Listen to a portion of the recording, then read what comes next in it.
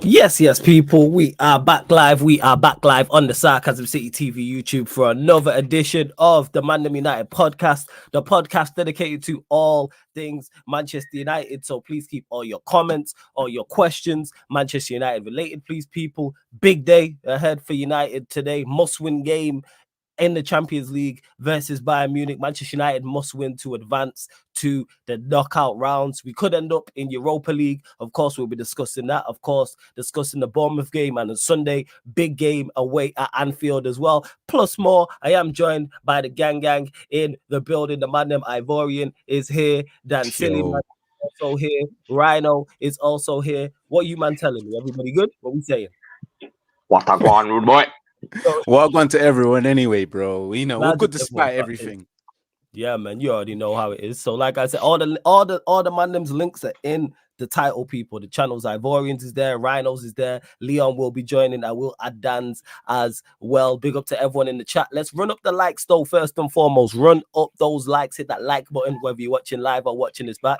Make sure you share this across all the socials as well. And on top of those two things, make sure you subscribe to the channel Sarcasm City TV. It's rolled to 9,000 subscribers. We're trying to get there before the year is out. We are just over 100 away, so we're trying to get there before 2024 hits. But we won't, you know what? We won't start with the Bayern Munich game. We'll start with the game from the weekend. Manchester United 0, Bournemouth 3. Ivorian, the floor is yours. Thoughts? What's it? Sticky ones. Well. What can we say about that game against the mighty cherry top in Bournemouth? Talk about it. Absolute embarrassment. You know, it was all good just about a week ago when we beat Chelsea, guys. You know, when we thought that we wasn't going to beat Chelsea. Oh, was it now? Mm-hmm. Yeah, it was all good. It was all good after Chelsea. Really? We was going into that game thinking, yeah, you know what? It's Bournemouth, you know. They're sitting 15th, you know. We can get an easy 3 points from Bournemouth FC. It turned out it wasn't easy for us. It was so difficult for us, you know. I mean, let's start for the first 45 minutes, guys, you know, because Manchester United at times was, again, the most common thing I always say, opened in midfield, legs wide open, you know, Apollo as usual. Hey, no, leg wide open. That's what we are. We're loose. We're loose. We'll carry on. Carry on. We lose. We catch Slater in this building, bro. We catch Slater, bro. I'm a slag situation here because that team that played against slag. Yeah, I'm a slag, Alfie. Because we beat Alfie Mooning up in here. We come back to Man United week in, week out after they cheat on us all the time and break our hearts. But that's what they did on Saturday against Bournemouth, you know. Well, I have to say, that first 45 minutes when I said we was run up in that midfield, you know, there were times during that match where Manchester United looked like they can do something and looked good for the first 10, 15 minutes. But the most common thing and the common theme surrounding Manchester United in the first 10, 15 minutes when we start off so well is scoring a goal. It's breaking that line, you know, the low blocks. And Manchester United, as always, we know if they're not beat that team within that low blocks in the first 10, 15 minutes, we're going to concede, we're going to lose. And that goal came from Dominic Solanke. Again, right-hand side, the typical thing that happened to us, left side, the left back as well being ripped apart and a cross coming in for Dominic Solanke to finish it off. And in the second half, where we think, oh, it's only 1-0, it's half time. We can galvanize ourselves and come back. These boys can do it. Guess what? These boys never done it. They just showed us what they're made out of. Tissue. They're soft.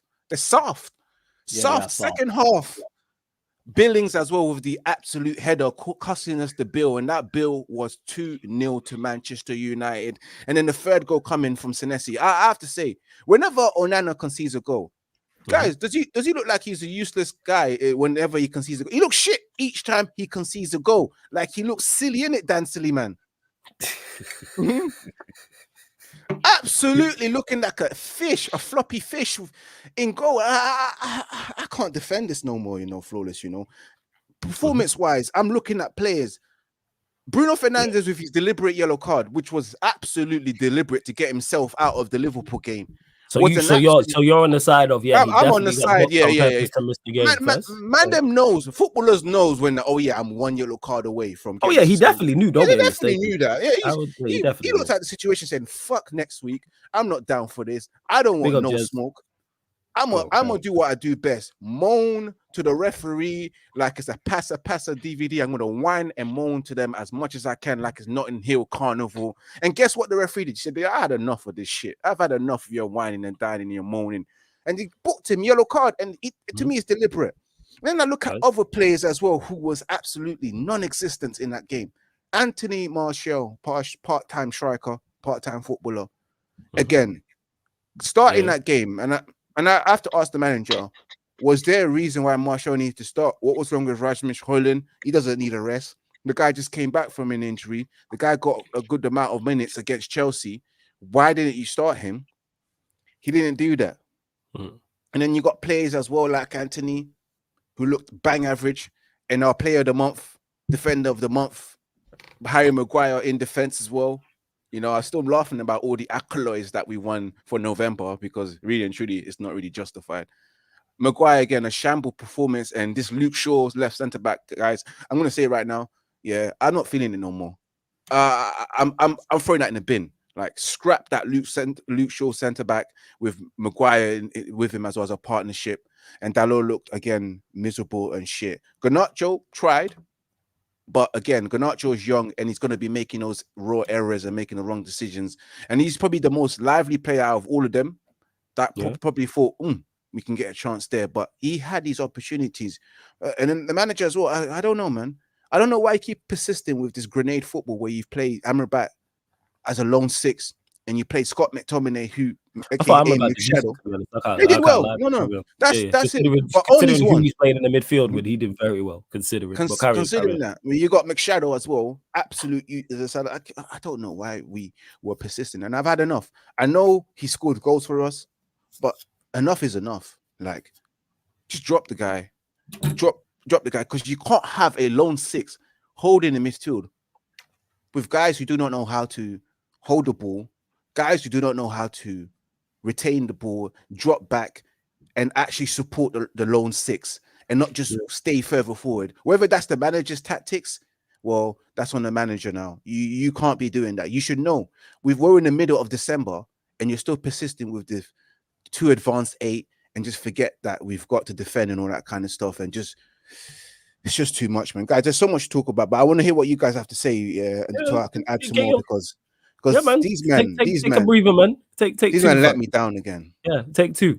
I'm gonna take 5. We'll take 5. You know what? We could take 5 tonight. But Dan, thoughts on the Bournemouth game from the weekend? Same shit, innit, man? What can we say, man? It's just rolling with the punches, man. Same shit. Cycle continues. You know what I'm saying? Like, are we surprised? No. Like, some of you are acting like you're surprised. Like, you know what I'm saying? I think like, some people are, because some people Chelsea. believe in this. People believe in this side, so I think some people genuinely were surprised. How can anyone believe in this side? Who? Name them. Name drop them, bro. They need to be out. They're in the chat. Actually, they might not drop into the chat today because we just got beat, but they was in the chat after the Chelsea game. No, because I was saying this the other day, bro. Go on. I was saying this the other day. Like, a lot of you fans, your expectations are just bare shit now. Like, the bar is set so low that you, man, are just reaching for any glimmer of something. But the thing is, the way we play is not sustainable whatsoever. So when we have these little moments, why am I going to get gassed over them? That win against Chelsea was nothing. Like, nothing to be like up in arms about. Like, there was nothing to be proud of with that shit, to be fair with you. Like, and that's just the facts, bro, because we're not consistent. The way we play, we're still trying to find the identity in this team. And Ten Hag has failed, bro. These players have failed. They're all a failure, innit? So the game against Bournemouth was nothing new. Like, Bournemouth looked bare comfortable against us. Obviously, Ivor was talking about the low block there. It's like teams are not afraid of us, bro. They let us come at them because they know we can't do nothing. Like Ivorian said, we'll have chances. We don't know how to put the ball at the back of the net. We have no inventiveness, no creativity in the final third, bro. Like, these man can't do shit, bro. So that's why teams will allow us to come at them. You know what I'm saying? They'll allow whatever. They have no fear. Yeah. And they're just like, oh, it's Man United.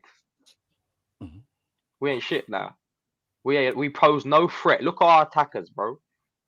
Look at our midfield, bro. Bournemouth's midfield just was comfy against us, bro. You know what I'm saying? Mm-hmm. This is Bournemouth, bro. This is Bournemouth. So what I'm saying about people lowered their expectations, like Bournemouth making us look like how we're looking in that game is nuts, bro. So, bro, the scoreline don't even reflect what it really could have been. You know what I'm saying? Should have been more than 3. Could have been more than 3. Could have been more. And how many chances? You know what I'm saying? It's crazy, bro. It's crazy, man. And as for our back line, bro, I don't want to see Luke Shaw like ever again. These man, ever again in life, bro. Like ever again in life. I swear to you, I don't care about all this makeshift making him into a centre back. He's never been that guy, bro. Really, he's never been that guy, has he? You know what I'm saying? Bruv, it's just a joke, fam. Like, and I am sick of it. I'm sick of it. You got actual pedigree, seasoned veterans in Varane on the bench, yet you decide to do the makeshift thing once again. Like, I don't understand it. I question everything about Ten Hag and how he's moving, how he sets out the team, the lack of ideas in his team, the lack of everything, man. So the sooner the better. The sooner he's gone, the sooner all these players are gone, the better, man. Burn all of them. I'm sick of all of them. Burn the whole thing down. Fairs. Well, fair enough. Rhino's in the building as well. Yes, family. Are you telling me you good? What's good, man? What's good, Danny? What's good, Ivor? What's going on? Man. What's good, bro? Flawless, man. We're here, man. You know, listen. when you guys are ready for me to talk, I'll talk, innit? Well, guess who? We got to, yeah. Do big up the chat as well. You guys like the video as well. Big up, man. Love to the chat every single time. Big up to my guy Sheik, who's been a member of the channel for 6 months. Link for the membership is in the pinned comment, people. He says, big up to you guys, to all 10 Hagers outers like me. Today could easily be the start of it all. We will get everybody's thoughts on that. Make sure you subscribe to all the Mandem's channels. The links are in the title. All you have to do is click the link. It opens up new tabs, and you don't have to, and it does not stop this live video from going on. So do that right now. And if you're watching this back, same thing applies as well. Go support all the gang. I see you in the chat. Big up to Jez. Yo, Ends, man, if you're on socials, let me know, because we need to get you in on clubs again. So if you're on socials, let me know, and I hit you with the follow and add you to the group chat as well. Big up to Warrior J, King, I see you. Nero, Z's in the chat as well. Jez, Sheik, who I already mentioned. Large up to everybody who is tapped in. Continue to get your questions in. Please keep them Manchester United related. Of course, if you super chat, we'll get to your question, people. That's one surefire way to make sure we get to your question as well. But yeah, Rhino, we'll go to you. In regards to, we won't even go to the Bayern Munich game yet. Dan's gave his thoughts, Ivorians give his thoughts. So your thoughts on the game against Bournemouth where we lost 3-0 on the weekend, at the weekend.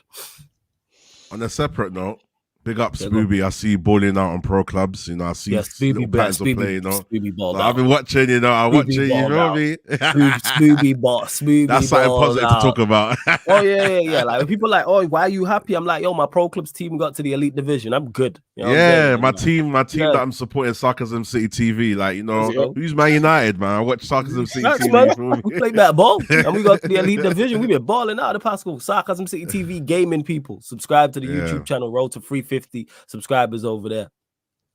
But yeah, go on, Rhino. Yeah, flawless, man. Listen, man. Like Sheik is saying, United are dinnered, man. Do you know what's so mad about the Bournemouth game? Yeah, what's so mad? We're not scoring. They've got that mad chance. They've scored. I think we went into halftime 1-0 down, right?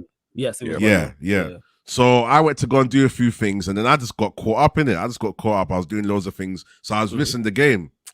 So as I'm sorting out loads of things in the background, I'm not rechecking my phone or nothing. So, you know, you're just anticipating. What do you think's happening? Have we come back? Like, normally I might have the commentator in the background, so I'm trying to anticipate if we're scoring or the weight of the game. So cool now. I'm missing the game. I think like 25 minutes has gone, 30 minutes has gone, yeah. I've gone back just to quickly check on it. I see 3-0. I rolled my eyes. I said, what? 3-0. But because I didn't watch the second half, I didn't see how he capitulated. Yeah. And all now I haven't watched it. All now I haven't even seen the goals or nothing. But, bro, listen. 3-0 to Bournemouth. No, forget that. 0-3 to Bournemouth at home. Bournemouth. We lost 3. We got whitewashed. Past the pad settings from Bournemouth. Rhino, don't forget as well the other record they broke in. It's the first time they beat us. The first time they beat us, bro.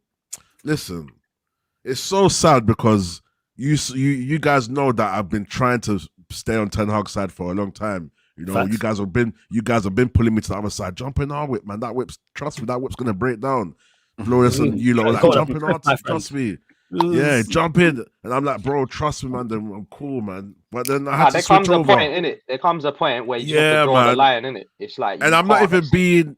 Yeah, that's what I'm saying, Danny. I'm not even being like emotional. I've come to the point where my tolerance has run out. Like 3-0 Bournemouth. We played Chelsea. We've seen the best play that Man United have had this season. Great. All I wanted to see was a bit of progress. You know, and to some degree, I'm hearing that we played well in elements, but it's not good enough. You can't be playing Bournemouth and you can't even score at a home ground. That's mad. This is serious. Bournemouth. Where are they in the league? Let me check. Let me see where they were before they beat us. Last time I checked, they were 15th, bro. Yeah, they were somewhere around. I think they were close to Chelsea. Around Chelsea. Like a couple points. Again, this is what we've resulted to. The little moments of spells of moments, and then we're getting gassed over them now. We should be sustaining, dominating teams throughout games, bro. Like, especially at home, especially against Bournemouth. Like, what is this? Especially against Bournemouth, Let's bring the expectations back up, guys. Let's not settle for bullshit and mediocrity. This is beyond mediocrity. This is beyond 14th. So before they beat us, they would have been basically around 15th or 14th. They've got -9 goal difference. Like we've carried on Solanke's form. Solanke's dunking on us. This is mad, bro. It's Manchester United, bro. But obviously, at the end of the day, if I have to give my kind of thoughts on the game, first half I watched the game. The main problem that started to kind of creep up was the whole fact that we're creating chances, we're not scoring. I started to get kind of PTSD of that again. And I just thought to myself, there's no way we're going to let this team beat us, you know. But at the same time, I couldn't see where the goals were coming from.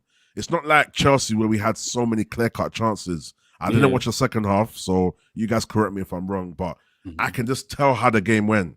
We tried, we're poor in the final third, and then them lot probably had like a set piece and scored or something. I can just tell, bro. And on my life, I haven't seen none of the goals. I haven't seen none of the second half goals. You feel me? But we just capitulated, and where do we go from now? Because this is our second. Yeah, big up Koala, man. Trust me, we're dinnered, man.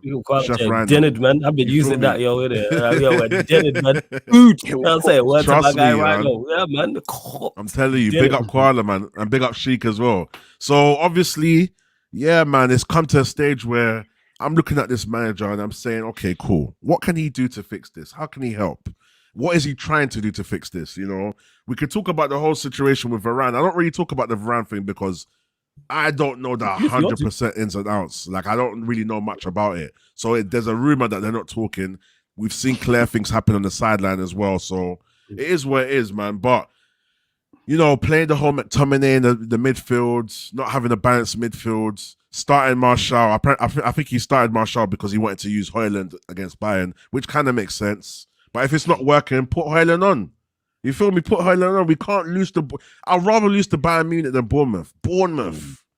Bro, it's scary. It's scary times, bro. I swear that I wish I could pick up a pad and control these United players, bro. I swear that I'll play better, bro. I'm not even that good at FIFA like I used to be, but something has to give. Like, so for me, where do we go from here? Like, we've lost 3-0 to Bournemouth. We're playing Bayern Munich today. We're playing flipping Liverpool on Sunday. This is mad. Liverpool are, listen, and then we're going to go to that anyway, but Bournemouth, it's embarrassing. They've broken a record. We should have at least scored some goals to show the progress from Chelsea. It's like when Chelsea drew with City, but then they lost the next game to or Arsenal, I think it was Arsenal. Like, you know, when lost to Brentford, I think the game after. Yeah, when you do something big and then it's like it amounts to nothing. So That's the problem we've had at United. We're very inconsistent. The players down tools randomly. This game they play good. Other games they don't play well. There's no consistent progress. So I have to look at the manager now. Yes, I can factor in everything else. Like, okay, you know what? He's under stress and he's under this, he's under that. But at least just get the in-game management right, pick all the right players, and a lot of us will be behind him. If he was to do the right things and we could see that this is clearly the players, Ten Hag got it right. Every time we lose, it's individual errors. Then we can say, yeah, but we're losing to set pieces. So what are we doing in training? Set piece coaches. Why are we not filling in looking after our flaws? You know, flawless flaws. You feel me? See what I did there? You feel me? Why are we not attending to the flaws that we have at Man United? He's done himself no favors, bro. Yeah, no favors. That's bro. why we can't back him, because he's not doing the basics like flawlessly. Yes. Against Bournemouth, they were doing the basics. Basics, bro. And that's all they needed to do to beat us. So what does that tell you about us? We can't even do the basics. So Bournemouth. Oh my. I still can't believe I'm in despair that we lost to Bournemouth, bro. I can't believe. Bournemouth Beach. Bournemouth, bunch of lifeguards. Baywatch settings, you know. Lifeguards are supposed to save us, and they let us drown and said, you know what? We're gonna let them drown, bro. Bournemouth came to our home ends and made records. Old Trafford, you know. Theatres of dream. 80,000 people. Like, they got to live their dream by beating us at Old Trafford at the Theatre of Dreams. It's embarrassment, guys. I have to say to everyone that's watching right now, strap yourself up for this week, you know. Make sure the seatbelt's tight, because it's gonna be a bumpy ride, bruv, this week. Oh yeah, it's definitely a long week. Hey, large everyone that's tapped in, over 65 people in the building, only at 29 likes. Like check 1212. Let's get up to 50 likes, people. Let's get that let's get them likes up. So hit that like button right now. So everyone who's locked in, because you're clearly enjoying the content, continue to get your questions in. I'm starring the best questions, of course. If you want us to get straight to your question, to make sure we get to it, super chat people, hit the subscribe button on the channel as well. Again, make sure you subscribe to all the man them. What is the subscriber numbers? I know we are now less than 100 away from 9K. Like I said, we're trying to get there before the year's out. We're at 8,902. Looking for 3 more subscribers. Get us to 8,905. And then we'll go to you on today's game. Now we've spoken about the Bournemouth game, must-win game versus the Bayern Munich in the Champions League. Manchester United must win to stand any chance of getting through to the knockout round. However, I'm not sure how it works in regards to. I need to actually have a look at the table again, because it's so confusing. I think Copenhagen and what's they need to draw. They need to draw, and we need to win.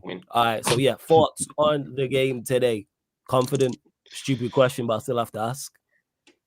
I'm ultimately supremely confident that we go into this game and smash them 5-0. Hell no, man. Come on, man. I smile because we all know what time it is, isn't it? Like, them man just lost, in it. They got an arse whooping, so they're gonna come back with a vengeance and that. You know what I'm saying? So, you know, we're gonna see the likes of Kane, see what he's really on. You know what I'm saying? Back, you know, against the English team. He's gonna smash us up. He might, you know, might have people thinking, you know, I'm sure he will. People gonna be like, we should have got this guy. We should have went all guns blazing for this guy. And he's just gonna. Because people think we won. The crazy part is that people think we're just one player short. It's crazy. That's the crazy part. Like I said, they're reaching, isn't it? Yeah, people think, oh, if we had Harry Kane, we'd be okay. No, it wouldn't be okay. Yeah, like it's we're much more than just one player away from like completing the puzzle. But go on, carry on. That's what I'm saying, man. Everyone's just like clutching at little pieces of the puzzle when we need a whole freaking thing. Like, it's just nuts. But yeah, what's man talking about? Kim K? So yeah, big up to Memphis Depay from Super Chat, much appreciated. He says Kim K posted with United 10-0 incoming. What, is she at the game? All right, I think he's trying to talk about the Kardashian curse. I'm just guessing, I could be wrong. Oh no, she got posted. She was wearing a Man United hat. Oh, is it? Oh, she posted with the United hat. All what, today? Yeah, but you know what? Today, out of all days. I don't know. I don't pay no mind in it. She's effectively a glazer, bro. She don't know. No, but she's not at the stadium. The curse is when she is at the stadium, correct? So she can post that hat. Yeah, Drake wear about 10 different teams jerseys within the space of like a day or something. I don't know. But anyway, fucking what I was saying, yeah, man. Now we're gonna get demolished, bro. Like, and it's been coming. Like people, this is where we really get exposed and shown up for what we truly are. Because when shit hits the fan, this is when people understand. It takes people a lot longer than others, but as long as we get there in the end, which ultimately is, we're not good enough. We are terrible. And these teams like Bayern will expose us. When we come up against it at these sort of moments and times, it's going to be evident where we truly are. There's nowhere to hide. You know what I'm saying? There's going to be nowhere to hide after this game against Liverpool and the coming games. Aston Villa on Boxing Day. You know what I'm saying? All these teams, bro, are going to show us what it really is. So the game tonight, all we can do is sit back and watch the annihilation, bro. And look, to be fair, if we somehow pull it off, yeah, what does that mean? What does that even mean? Yeah, if we somehow manage to scrape a win, and we got ourselves in this position. Yeah, and what you're comfortable with scraping by it yet again, yet again. You know what I'm saying? But people will be clutching, reaching at straws again, holding on to dear life again. Oh, but we got the win. Stop being negative. Oh, but so and so. You know what I'm saying? Last minute, McTominay. You know what I'm saying? 95th minute wonder strike. Like that's a good thing. Like in the grand scheme of things, is that a good thing? No. Long term, no. It's good at that moment in time, and that's it. But when you look at it, we shouldn't be in the situation. I do agree with that. And then all these little moments is adding up, and it's delaying the inevitable, bro. So stop getting gassed about moments and little bullshit things like and little scraping by yet again. Again, your expectations are just out of here, bro. For some reason, it's crazy. We're meant to be aiming for the very best. Yeah, we're meant to be Man United. We shouldn't be scraping by. We shouldn't be relying on the last group game. You know what I'm saying? In Champions League. And relying on other teams. Have our fate in other teams. You know what I'm saying? So-and-so has to draw. This one has to... Bruv, we are shit, bro. All these points come to the conclusion that we are shit. And that's it, man. That's it. It's nothing but facts, bro. These are the facts of the matter. And Danny, you know, so mad. We know how shit we are. We're still going to watch the game today because that's how much we care about the club. Absolutely. I told you we are the alpha moon in this relationship. We keep going back to Cat Slater. We know Cat Slater's a slag. We know Cat Slater's a slag. Our face, she's a slag, and we just still going back. Yeah, but I still love you, Cat. I'm not your average slag. I'm an ultra slag. No, that is funny. Man, that's so crazy. I've already had the same question to you. Thoughts on today's game? Oh, okay. You know what? Yeah, no, absolutely. You know what? I've got to say what Danny was saying, bro.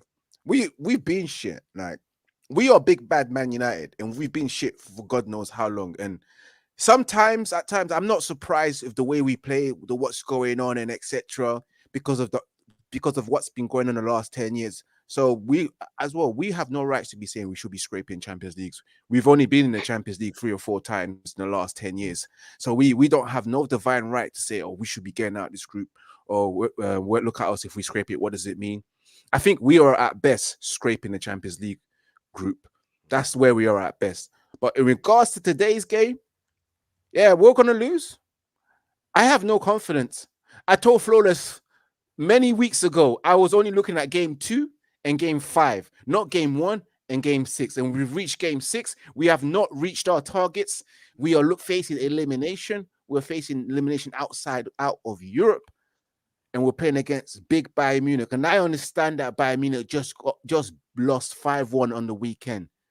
But hey, I don't want to be the team that plays them when they lose. You know, and it happens to be us because we're not bad enough to be like, you watch when we play our next game, I'm gonna whoop your ass. You know, we're no longer there. We were all more like, oh, I might beat you the next game. You know, depends if I'm in a good mood or not. You know, depends how I'm informed, depends on the squad selection. So today, I said it again earlier on, strap yourself in, guys, because it's gonna be squeaky bum time from minute 0 all the way to 90. Yeah, and we may win. We might draw, we might lose. And if he wants to win, yeah, the funny thing is, we was to win, but we will still end up going out of Europe because Exactly. one of them It could will have. The probably thing win. is, if potentially, the thing is, I can see those two drawing. That's the crazy part. I can just see us not doing our job. Like I could see Galatasaray and Copenhagen drawing because I'm not sure what they did in the reverse fixture, but having played both of those teams twice, I don't think there's much between those teams. I believe they drew the first game. Yeah, like that doesn't surprise me because both those teams are bang average. Like they're moderate at best. I don't think either of them are anything special. So a draw, I could easily see them drawing 1-1 or something, and then us getting beat to Bayern Munich. But go on, would you rather be in the Europa or nothing? I want Europa League. It's either second or fourth. I do not want Europa League whatsoever. We struggled in that competition last season, and we were actually playing well and was full of confidence. Imagine what will happen in this season. We've already been embarrassed in Europe once. I don't want to get embarrassed in Europe again because we should have got out of this group. Like in regards to just overall quality. It's Copenhagen and Galatasaray. Yes, we're not good, but even as bad as we are, they gave us a chance in these games. Galatasaray and Copenhagen in both games give us ample opportunity to win. Yeah, we beat Copenhagen 1-0 at Old Trafford, but Galatasaray both games, they gave us ample opportunity. I'm saying these men gave us up goals, and we still just couldn't keep clean sheet. Copenhagen gave us a 2-0 lead. And then we capitulated, and it's not even like they played well. Hey, just shut up. But yeah, go on, carry on, Ivorian. Yeah, and then also Galatasaray gave us a 2-0 lead, and we still flopped it. But in my opinion, you know what? Yeah, I always welcome as much Manchester United to be as much competition as they can be. You know, just for streaming purpose. You know, just for you mans to watch and laugh at us, and so we can get some more views and etc. You know, because that's what it is for nowadays. You know, as a YouTuber, I'm only here for the view. My team ain't doing anything anymore. It's not about the passion. They sucked that all out. You know, the joy, they sucked it all out. You know, the loyalty will always remain and be there because, again, I'm an Alfie Moon. I love this club till death do us part. But if we was to beat Bayern Munich until we died, if we was to beat Bayern Munich, yeah, I'd be happy. And if we was to get into Europa League, it is what it is, you know. I don't mind us being in the Europa League, you know. Really? I don't mind because again, I always want Manchester United to be as much. I hear that, but I always want us to be as much competitions to get a chance of trying to win something, you know. Even if you want to see us twice a week. Yeah. You don't want to see you don't want to see us twice a week, Flawless. You know, you want to watch us play twice. I don't want to see us play once a week. Never mind twice.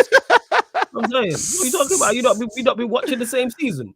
I do not want to see us once a week. You know what? I don't want to see us once a month. If we just beat up the season, I'd be cool. You know what? Calm. Let's just come back next season. I'm cool with that. But go on, Gary. But rightly and truly, we should be out of Europe, you know, so we can really focus on ourselves. You know, in all honesty, because we've got a lot of work to do. You know, we're not there. We're not a Europa League team. We're not a Champions League team. We're just a mid-table team trying to find our ways again. And we're back to the drawing board for us. But today, I don't know what to think today, man. I really don't know what to think. I just hope we don't get embarrassed. That's what I'm praying for. You know, a respectful loss. That's it. Don't embarrass me. Lose, but don't embarrass me, you know, because that's my neck on the line. That's Flawless's neck on the line. That's Dan Sillyman's neck on the line. Rhino's neck on the line, you know. Yeah, them men won't feel what we feel. They don't get trolled, you know. They probably turn off their phones, you know. They don't give a shit. They get paid at the end of the week. We are the ones that's gonna get someone from AFTV saying, "Ha, you lost again," you know. Someone from probably Expression himself, Troops, man, them like that. Trolling us, you know, they don't feel the pain that we go through. We've been sorry. Look at me, Flawless. I haven't had a haircut for God knows how long. This is depression. Live depression. And look at Rhino. Look at Dan. Look at Flawless. No haircuts. You know what I'm saying? And you want to see it? You want to see it twice a week? No. I've not done my hair on top of my head. I got the beard trimmed though. But you want to see us again, fam? You're saying go to Europa? What's to get embarrassed? You'll get embarrassed in Europa. As embarrassing as it's been in the Champions League, we'll get embarrassed in that competition. Bear in mind, we have a knockout tie to play, and then it'll be the next round. And on top of that, before we get embarrassed, we have to listen to that music, then get embarrassed. Oh, fuck. Huh? Twice. Two-legged. Europa League settings. It's potentially, even though I don't think, like, in my heart of hearts, we win in the game anyway, so I don't think it really matters. But Rhino, thoughts on tonight's game?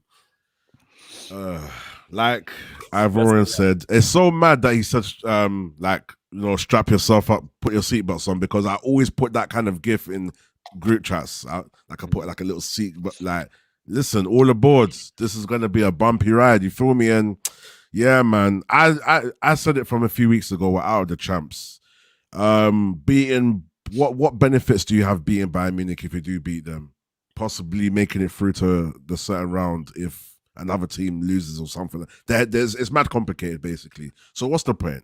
Do we need to be in this Champions League? Maybe we get some money if we make it to the next stage. Yeah, knockout rounds. Yeah, you get prize money. Okay. Get prize money. Okay, so if we can play well and we go to the next round, cool, fair enough. But that's what it's going to be consistent on. How bad are we going to look today? Are we going to play like we played last time and be more clinical and get the win? Or are they going to just come and blow us out the park because we're away from home? Our away form has not been as bad as it was last year, I think, from what I'm thinking of head. But I just don't see any positives to this game. I just don't see us playing well. I just don't see it. Last time we had the advantage because we was at home. Now we're at home today. We're at home today, yeah? Yeah, we're at home today. We're at home today. So last time we played well away. So maybe that might come in favour. See, I'm not even following it properly. But away from home, we played well against Galatasaray. We capitulated, so there's a chance there. But how well are we going to play? We don't know how we're going to play. And that's why I can't trust this manager. I don't know what game like, if I knew that we're going to do certain things that we did against Chelsea, that's our pattern of play. Got a natural bring it to the byline, cutbacks, crosses, Dalot overlaps and inverts, like similar things over and over again. Shaw coming inside, going outside, play. You know what I mean? But I just don't see where this game's going, man, and I don't have no confidence at all. I did predict. Well, I did think we were going to lose against Chelsea. We won. Bournemouth, I wasn't confident on. We've got Bayern Munich. I think they can easily beat us 2-0, 3-0, maybe 3-1. And I can't. I'm struggling to find a positive. One thing we can guarantee today is that we're either going to get battered, or we're going to play well and still lose, or we're going to scrape a win. And that's where we are, where we are at as a club. And it's just unfortunate, and it's depressing, and it's embarrassing supporting United at this time. We've gone through so many glory days, and we've had our moments of ego and being the best. And now rival clubs are just here loving the downfall. And for me, it's like, okay, cool. Where do we go from here? How can Ten Hag turn it around? Does he really want to turn it around? Does he have an agreement where he knows he's not going? So he's going to wait till certain players get kicked out. I've been thinking about loads of things. Has he given up himself? Why is he not doing the easy things? You know what I'm saying? Like, is he throwing himself under the bus because he knows, this ain't working? He continues to play McTominay. Like, play him for a certain amount of time, and if he's not playing, we'll take him off. So, guys, we just need to wait to see the lineup, and then just have that feeling, hear the Champions League music for the last time, probably, and just enjoy a game of football. Because that feeling of United playing is still a good feeling. Even if you don't care whether we're going to win or lose, the fact that there's football on, it's like there's something to look forward to. But, bro, man, when you hear that Champions League music and you see the camera scrolling, panning, embrace it, because that's the last time you're going to see these man, whatever they do, like chest or hand behind their back or whatever, bro. It's peak, man. Like, we did all of this work, we got to the Champions League, and then look, we've had such an embarrassing run. And this is something that you think, I don't even want to diss a rival club, but this is something you would have anticipated Arsenal to go through, because the European pedigree, they normally have bad luck with Europe, so you would guess that they might have a rocky time in the Champions League, and they done well. They done their thing. They blew their group out of the park. We've had an easy group and we're struggling. Galatasaray, Copenhagen. What's the third team? That's it. Bayern Munich. Oh yeah, 4 of us, isn't it? Galatasaray and Copenhagen. We were guaranteed second. And the way Bayern played, we should have even been first realistically. The way Bayern have been playing, we could have pushed for first. Yeah, we should have got something out of that game in Germany. I agree with that. Yeah, man, I feel sorry for Haaland as well. People keep talking about his Premier League goals and whatever. The fact that he's done well in the Champions League, I feel like gets overlooked a lot. Fair enough, I get it. Premier League counts as well. But come on, we all know he's a new player, and he's still doing something that we can see at a decent level. even though the teams are not playing at the level they should, it's still Champions League and he's still bagging. So I just feel sorry for him. Twice in a row, he scored 2 goals and we've lost or drawn. Mad. How is he feeling? But then I watched the players train today and I watched their body language and, you know, Ten Hag has said certain things and it was good. You know what was so good, yeah? The way Ten Hag banned certain people from the press room, said we're all together. Then we played Chelsea. We played decent. It started to look like, okay, let's see. You drank the Kool-Aid, Rhino. No, I didn't, you know. I didn't. Do you know what I did? I put my straw in there, though. I put my straw in there and I was stirring. I was stirring like... I'm about drinking the Kool-Aid and that. I stirred it a bit and I looked, I said... Nah, let me wait. Yeah, so big up Leon as well, man. My guy, big up. But large up the man there, man. Large up, man. Big up, man. But yeah, man, I don't know, man. I'm actually, what's the word I'm looking for? I'm empty, but I've got anxiety. Like I'm thinking, bro, like what 8 o'clock comes, like you know that clear Champions League football, like it's peak, man. This club, man. This club. Man, them. One thing I have to say is I don't even think Manchester United can beat Bayern Munich if Bayern Munich was to field a weakened team because they're already through. They don't have nothing to play for. Last game. I heard I saw Kane try to have a little dig at us saying, what do you call it? They're gonna make up for it on Tuesday or some stuff. Oh, wow. I don't know if that was a because he just got packed. They got packed on the weekend. They got beat 5-1 by Frankfurt. So, but whether it's the thing is about that Ivorian, whether it's a change team or not, we can lose to anybody. I don't think people watch us. I don't know if people are watching the game, but are not watching the game. Like in regards to the quality of the team, I've seen many people. They play a weakened side. Like we didn't lose to Brighton's B team. Like we didn't lose to Newcastle C team. We just lost to Bournemouth and they had injuries. What are we talking about? We can lose to anybody. This is magic. Like look how we've played all season long.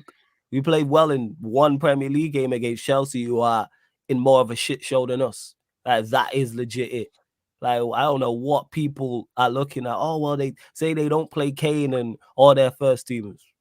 Like, their C team couldn't give us a game. Like, what are we talking about? They can give us a game. Like, Bayern Munich, forget, they just lost to Frankfurt 5-1. Yeah, we just lost to Bournemouth 3-0. What are we talking about? Like, what are we doing? You know what I'm saying? So Andy says, flawless last season, Europa was a must. Why are you writing it off this season? Because we was in the Europa League because of where we finished last season. So that's how I looked at it. If we finish 6th, 7th, let's say for argument's sake, we finished 5th or 6th this season and end up in the Europa League next season with a new manager, I go, yes, it's a must because he's in that competition. That's not on him. You should not drop down. You shouldn't be in the Champions League and end up Europa League, especially when you look at the group. It shouldn't be. That's not an achievement to me. You started the season as a Champions League side. Therefore, you should. Now, if we got Drew in a group of death, I hold my hands up and go, you know what? That's just unfortunate. If we got Drew with Bayern Munich, for argument's sake, it was Bayern Munich, PSG, Newcastle's group, and we got knocked out of that group. I hold that. Yeah, I hold my hands to an extent. Yeah, but I don't even rate the teams in that, to be honest. So I've watched a lot of that because I don't think Dortmund are great. PSG are not great either. Newcastle are decent, and AC Milan are rubbish. You know what I'm saying? They are like, they got Loftus-Cheek, you know what I'm saying, starting week in, week out for them. That tells you the levels of where they're at. So it's kind of like... Man said Loftus-Cheeks, you know. Loftus-Cheek, that's who starts. Not even cheeks. You know what I mean? Cheeks. Loftus-Cheeks, crazy. He one of their better players. That's the crazy part. But yeah, in regard to, you shouldn't drop down from being a Champions League to Europa League. That's unacceptable in my opinion. If you go into Europa League from the start of season, fairs. But Leon, floor is yours, man. Thoughts on, we'll stay on topic. Bayern Munich game tonight. Scott McTominay. Mate, that's the only bit of fun I can have today. The game tonight, jeez. Yeah, they're about to do the Lakers honors, man. They're about to, Lakers bashed up Pelicans, was it the other day, in it for the fan? That's what's about to happen tonight. Yeah. It's going to be a bit LeBron was heavy still. Well, AD was heavy, man. But yeah, it's just, I said it from the start, yeah. I said, like, if we're losing this group like this year, I want to go out. I don't want to do no Europa. I just want to go straight out, one game a week, and then we've got the best chance in the league, yeah. Even though I think we all know this season's going to be pretty horrendous all round. Yeah, I think we all know that.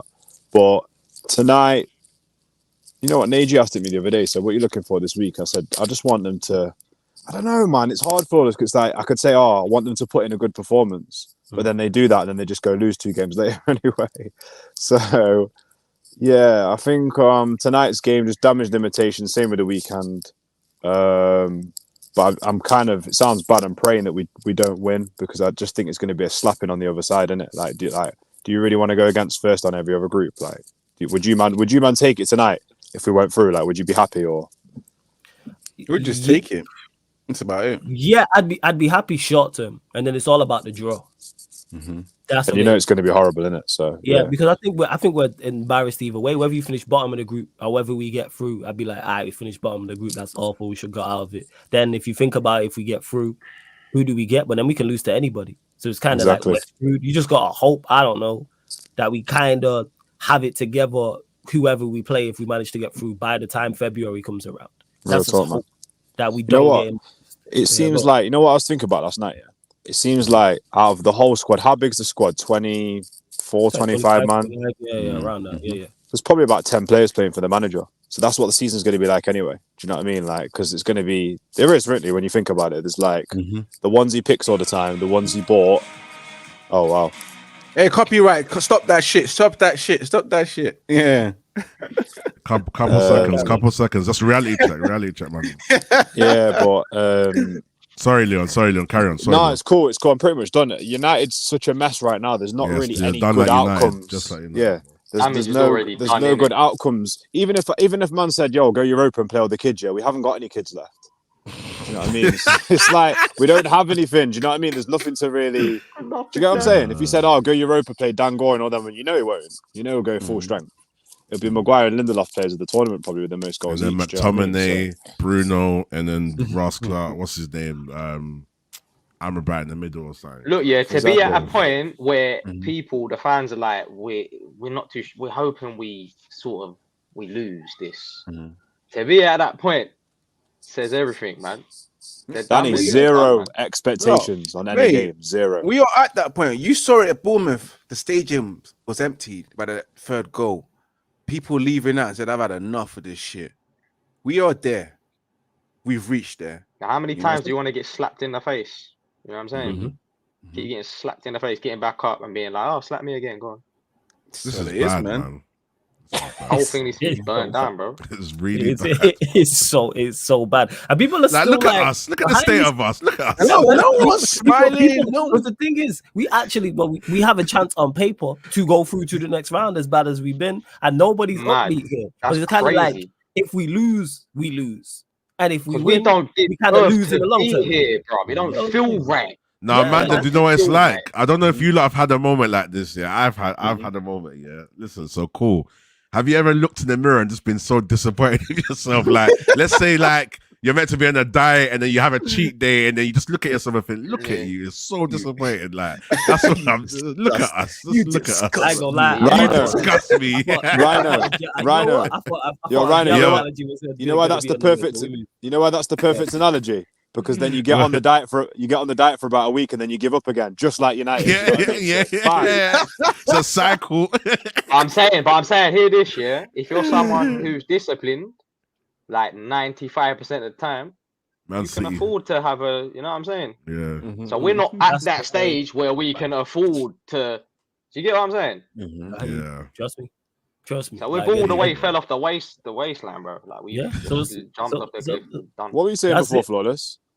Now I was saying, like, in regards to it, in like, if we lose tonight, we lose, and then if we win, we kind of lose in the long term because we know there's a lose-lose situation. Even though we could technically still get out of the group, because we know the knockout round it could really get spooky if we draw. If we draw one of the better sides, let's say, argument's sake, we do get out of the group and we draw Real Madrid in the next round. You know what could happen? For real, imagine that. That is hypothetical. Like, if we do get through, that could happen. Now, could we draw one of the weaker sides who finished top of the group? Yeah, but I'm still not confident facing them because I see people in the chat talking about Bayern are not in good form. Bayern, Bayern just got beat. Where to have you again? Have people not watched us? That's more motivation for anybody. We can lose to anybody. We've watched it. Don't even say we can. We have. I'm saying, look at the season. We're in the middle of December. The season's been going since August. Just watch the games. Look at the results and then go watch the games. We can lose to anybody. We have lost to many teams that are much worse than Bayern Munich. Let's say Bayern are not in good form. I don't even know if they are or they aren't because I don't be following the Bundesliga like that. And they beat us as well. Not at their best just a few weeks ago. What are we talking about? You know what I'm saying? Oh, we can roll over Bayern, but we lost at home to Galatasaray. Just got beat by Bournemouth. Brighton's B team, Newcastle's C team. The list goes on and on and on. 2 late goals against Brentford to get past them. What are we talking about? Where is his confidence coming from? Who's playing well? Who's creating for us? Who's scoring goals? Our best players are also not playing. And where Toronto, this manager's dinnered. Like, we know this. It is. But speaking of that, don't they have shame? Like, don't these players have shame? Like when Marcus Rashford walks onto the pitch and he thinks, I'm Marcus Rashford, and he's looking at Solanke and looking at all these man, like, rah, these man just balled out and beat us. Like, don't they have shame in their hearts as ballers? Like, I just don't like you look at Old Trafford, like you're home. Like, it's mad, bro. It's not shame. It's just you give them too much credit. It's not that they have shame. They're just not very good. I keep saying this. People keep talking about mentality and leadership and all that thing. And yeah, I don't think their mentality is very good. But I think even if you instilled this team with the best mentality in the world, yes, we'd get some better results, but we wouldn't be much better off because there's a just clear lack of skill. Having mentality doesn't make you more creative. Exactly. Having mentality doesn't make you better at scoring goals.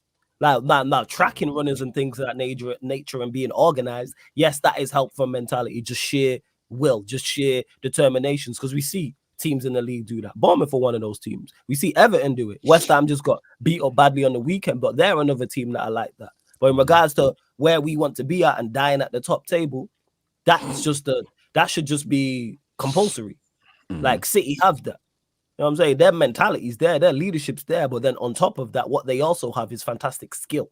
That's what it is. Yeah. From a technical and do you know what the problem with United as well, man? Yeah. Sorry to cut your flows again. We don't have no consistency as to why we play bad. And when I say that, I mean, like, for example, last season, we knew that home we play well and away there's something wrong. So there was a consistent, like, okay, because we're away, that's why. Now it's like home or away, it's like a dice, bro. Like, we could win, we could lose. Like, it's mad, bro. It's mad. There's no consistent pattern of why we're losing and, okay, why we won here. And we can play so good and so bad and then medium and then bad. Like, it's just, these players are embarrassing. No, you're right. And we've got nothing to buy into as well, Rhino, as well at the moment. Yeah. You know what I mean? Yeah. Do you know what? Shout out to Flawless, though, because that needs to be your pattern now, man. You need to have that on the soundboard or something. Yeah. Every single time somebody goes, Flawless, do you think it's this? Do you think it's that? And he's like, these players are just not good.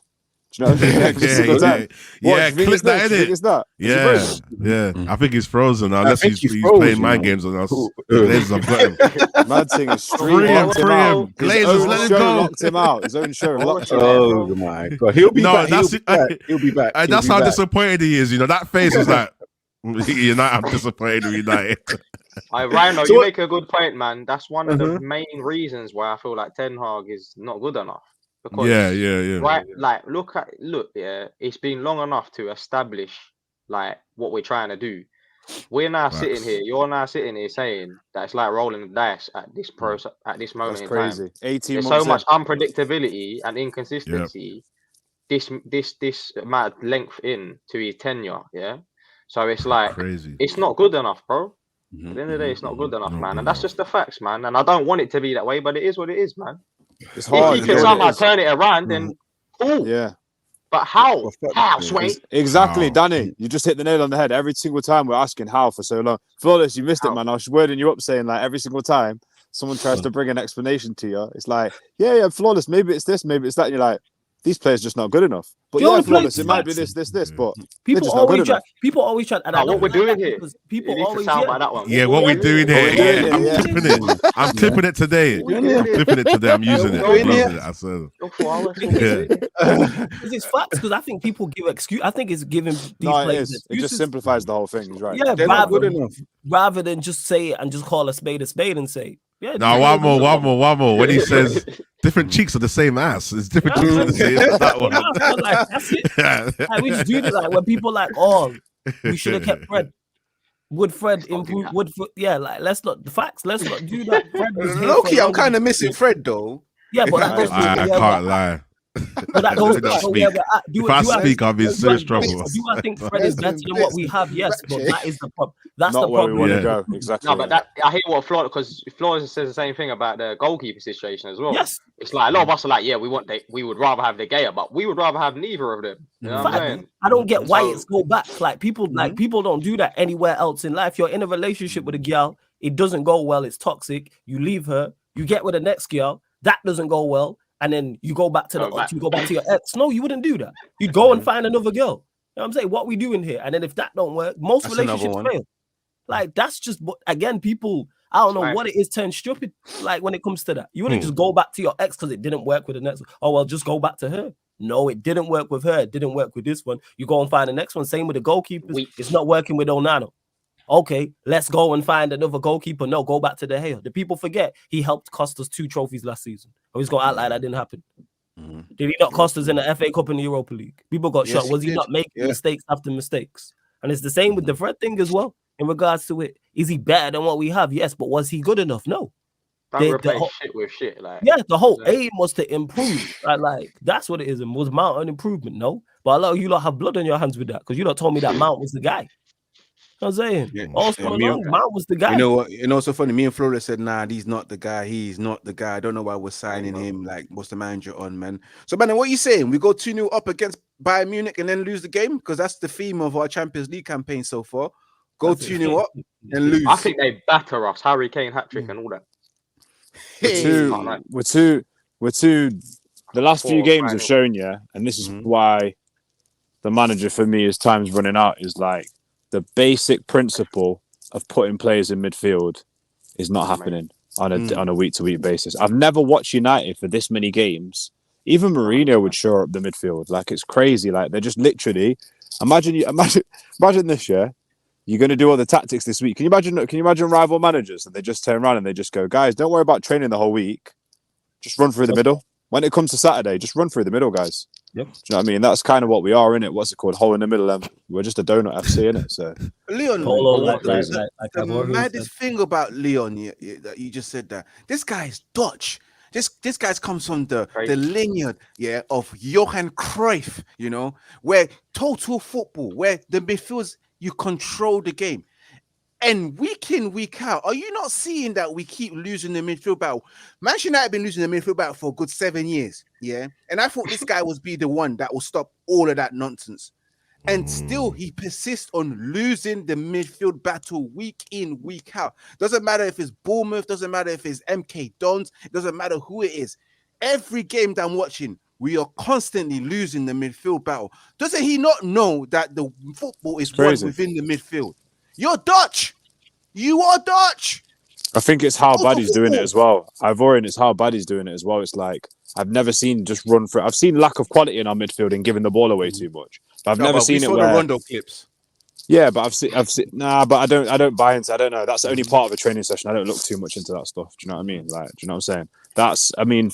If Flex explained a bit of that anyway as well. And he said they did that at the start for the press and then blah blah blah. I'm not saying the training's high quality, but I don't believe. Do you know what I mean? I just think he's the picking players the are not high quality because we watch them week in, week out. but they are of a quality where they can do the basics with the right manager. I think like we all know right now if he plays the right midfield three, we're not going to be creating any spectacular chances. But putting Mino and Amrabat together, putting Mino and Casemiro together, it makes a difference to your team. But this guy just goes, "Hi, Mr. Six. It's time for you to get cooked today. You ready? Do you know what I mean? We've seasoned you up." Jump on the pitch, and guess what? Guess what, number 6, you're going to be scapegoated in the media tonight as well, so be ready for that one as well. After seeing the same thing over and over and over and over again, so lone sixes get cooked, man. It's crazy, and we see back in the days when Ferguson had these weird midfields and still done something like guys that could do a job, and Anderson and Gibson and them in midfield, you know what I'm saying? And what's the crazy part about it is that we watched him because Leon mentioned it there about us doing better. We watched him do it last season with less. This is what I'm saying. Like we watched us be defensively resilient and defensively solid. Yeah, people are still making excuses about injuries and shit. And now you have more. You know what I'm saying? There was no Mano last season. Now you have Mano to add to flawless. He did Ollie. Flawless. He did Ollie ball last season. He did Tommy Fred. Yeah, do you know what I mean? He did McTominay Fred, and you've got better now. We've got better. We've got better options. More than anything, I just don't rate the mentality of him. He's just he's just a pussy, man. Because he's just reverted back to not even back. Like he's just folded, man. In all aspects, like he's folded to the pressure, to everything. Danny, all of them have folded to the pressure and everything from the man upstairs. But come on, man, be inspirational as a manager, all of them bro. All of them are. Like you said, he's from the Dutch philosophy and that, bro. Look who he had around him. You know what I'm saying? Like Ajax and that. Bring that to the table. Be bold. Be brave. Do what you need to do. Danny, that man can't string three passes together. There is no way he can bring that Ajax football here, bro. There is no way. These men can't do the basics. The basics. Pass the ball to your fellow mate right next to you. 5 yards pass, they can't do that. 10 yards pass, they can't do that. You know, how many times have we sat here and said they just passed the ball off the pitch? Many years. And we expect the same thing from the guys we know that can't do it. They can't do it. Yeah, but you got to find a way, man. You got to find a way and not keep persisting with the same bullshit. Like doing the same thing over and over is insanity, innit? This guy's insane. He's deluded. Like, you know what I'm saying? We've all been crying out for certain things. You want to see the pivots in midfield. You want to see Mino and Amrabat and that. Like, obviously this evening will be interesting how he lines up the midfield with obviously, you know, the players at his disposal and that. Like, what is he going to do tonight? We'll see. I don't think he's suddenly going to grow up here and start. You know what I'm saying? Like, you know what's mad as well, Danny? Yeah, he thinks. You know what? This guy, I really think he thinks he's smarter than all of us. Like, we're seeing the basics, yeah, and like he's doing stuff like it's just mad. He's either keeping him like a contingency plan so then he can fall back on it and say, "Oh, this is my excuse," or he really thinks he's smarter than everyone else. Some of these decisions, it's just madness. Do you know what I mean? He does think he's smarter than everyone else, and then even this disharmony he's causing with the team and like Varane and stuff like that. Like, come on, man, you got to take into account players like Varane have been there and done it. In fact, some would argue that they've achieved a lot of stuff as opposed to you, mate. Do you know what I'm saying? So you can't just throw everyone under the bus just because you don't like certain little minor things, semantics, and that. Oh, you turned up 5 minutes late, for example, or something like that. Obviously, we don't know the ins and outs. But putting two together, it just seems like Leon said, like he's just like, I feel like he's got some over inflated ego or something. Like he's got some sense of, I don't even know, man. It's crazy. No, he's just too strict. But it's the funny thing that we was dying and crying out for a disciplinarian when we had Mr. Stoffman, Ole Gunnar Solskjaer, and saying that he's too nice. He's too nice. We need a manager that will come in and kick these players up the arse. He's come in. He's kicked a lot of these players up the arse. Even some of the players that we discussing, like Rafael Varane and some of other people's favorite players. And now we don't like it. Nah, because the problem is, it's not a question of not liking it. It's a lack of consistency. Do I personally think you should be a disciplinarian? No. I don't think you should also be also not be a disciplinarian. You need to be balanced. Like we're talking about the midfield, be like the midfield. You need to be somewhere in the middle. Sometimes at point you do need to be a disciplinarian, 110%. And other times you need a softer approach because what the problem is the lack of consistency. It's true. It's the adaptability, bro. He don't have it. You can't treat everybody. You can't treat everybody the same. So it is an adaptation. You know what it is, man. I think he did have it before, you know. Oh, sorry, Brian. Let me just jump in quickly, yeah. Shout out to Aaron. What Aaron said on Saeed's stream the other day, is he doesn't know how to speak to the younger players. You know, like you've got as the key art of a man manager in whatever role it is, football, sales, whatever it is, is being able to handle different people and understand what makes them tick. What do you know what I mean? What motivates them? What doesn't? And I just don't think he's got that. To be honest with you, if Ten Hag's doing our heading with his post-match interviews, what's it like being in training with him for 5 days a week? And also, Ivorian, it's a consistency thing because it's like, all right, I'm going to be strict with certain players. Then other players can play 10 matches in a row, be shocking, and they don't get dropped. There you go. So then that undermines you. It's like, oh, you have favorites. If you like a certain player, then he can do what he likes. But if you dislike a certain player, if he steps out of line just a little bit, you're going to get banned. Like the whole Sancho situation, for example. But yeah, Rashford has played poorly all season, and it's only up until now you've dropped him. Now. Anthony's performed poorly all season, only up until now you've dropped him. How many poor performances do you need to see? But yet some other players don't even get the chance to perform poorly. Like a Palestri, I use Palestri as an example. He's not even got a run. He's not got 2-3 games in a row to start to see what his level is. Do I personally think don't even get me started on Donny? He deserves a chance. Donny, to me, deserves a chance at least. So then you can go, all right, he's failed. But McTominay will play week in, week out, putting in poor performances. That's what undermines you. Like because he snatches a little wonder goal or something. Here's the maddest thing, yeah? We're complaining every week, yeah? McTominay's had less touches than Onana, yeah? That's Donny's game. Donny likes to touch the ball. Do you know what I mean? It's just madness. Do you know what I'm saying? But imagine being in training with this guy and he's saying to you, flawless, you're not training up to the standards, you're not playing on the weekend. You're like, mate, I've just watched this piss poor Rashford next to me, mate. Yeah, fact. Who's been crap. I'd imagine hearing that. Dude, 100%. I know what I'm like, 110%. I'm the same as you, bro. Yeah, that causes disharmony with all the players. 100%. I'm saying I play centre mid. If someone's playing ahead of me in central midfield, who's one's playing well and two is an actual central midfielder, I hold my hands up and go, you know what? Manager's better than me. But man, start playing centre backs in there or right backs and strikers. Now you taking liberties. You know what I'm saying? You taking let's not do that. You know what I'm saying, and they're not playing well on top of that. No. Gotta have a conversation about that.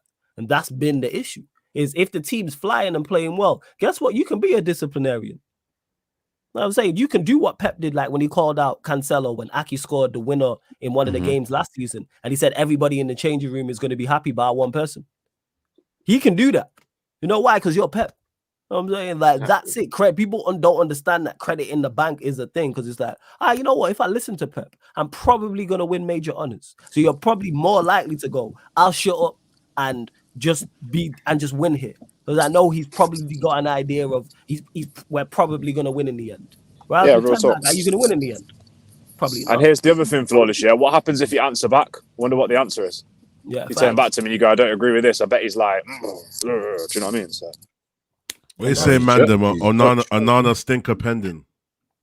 100%. 100% against Bayern Munich, man. He's going to have floppy fingers, bro. Pepper him, bro. Oh, you lot are sad, man. It's our keeper, man. Get behind the keeper, man. Champions League does something to Onana, bro. He does some mad juju or something. No, funny thing is, Champions League does something to Onana at Manchester United.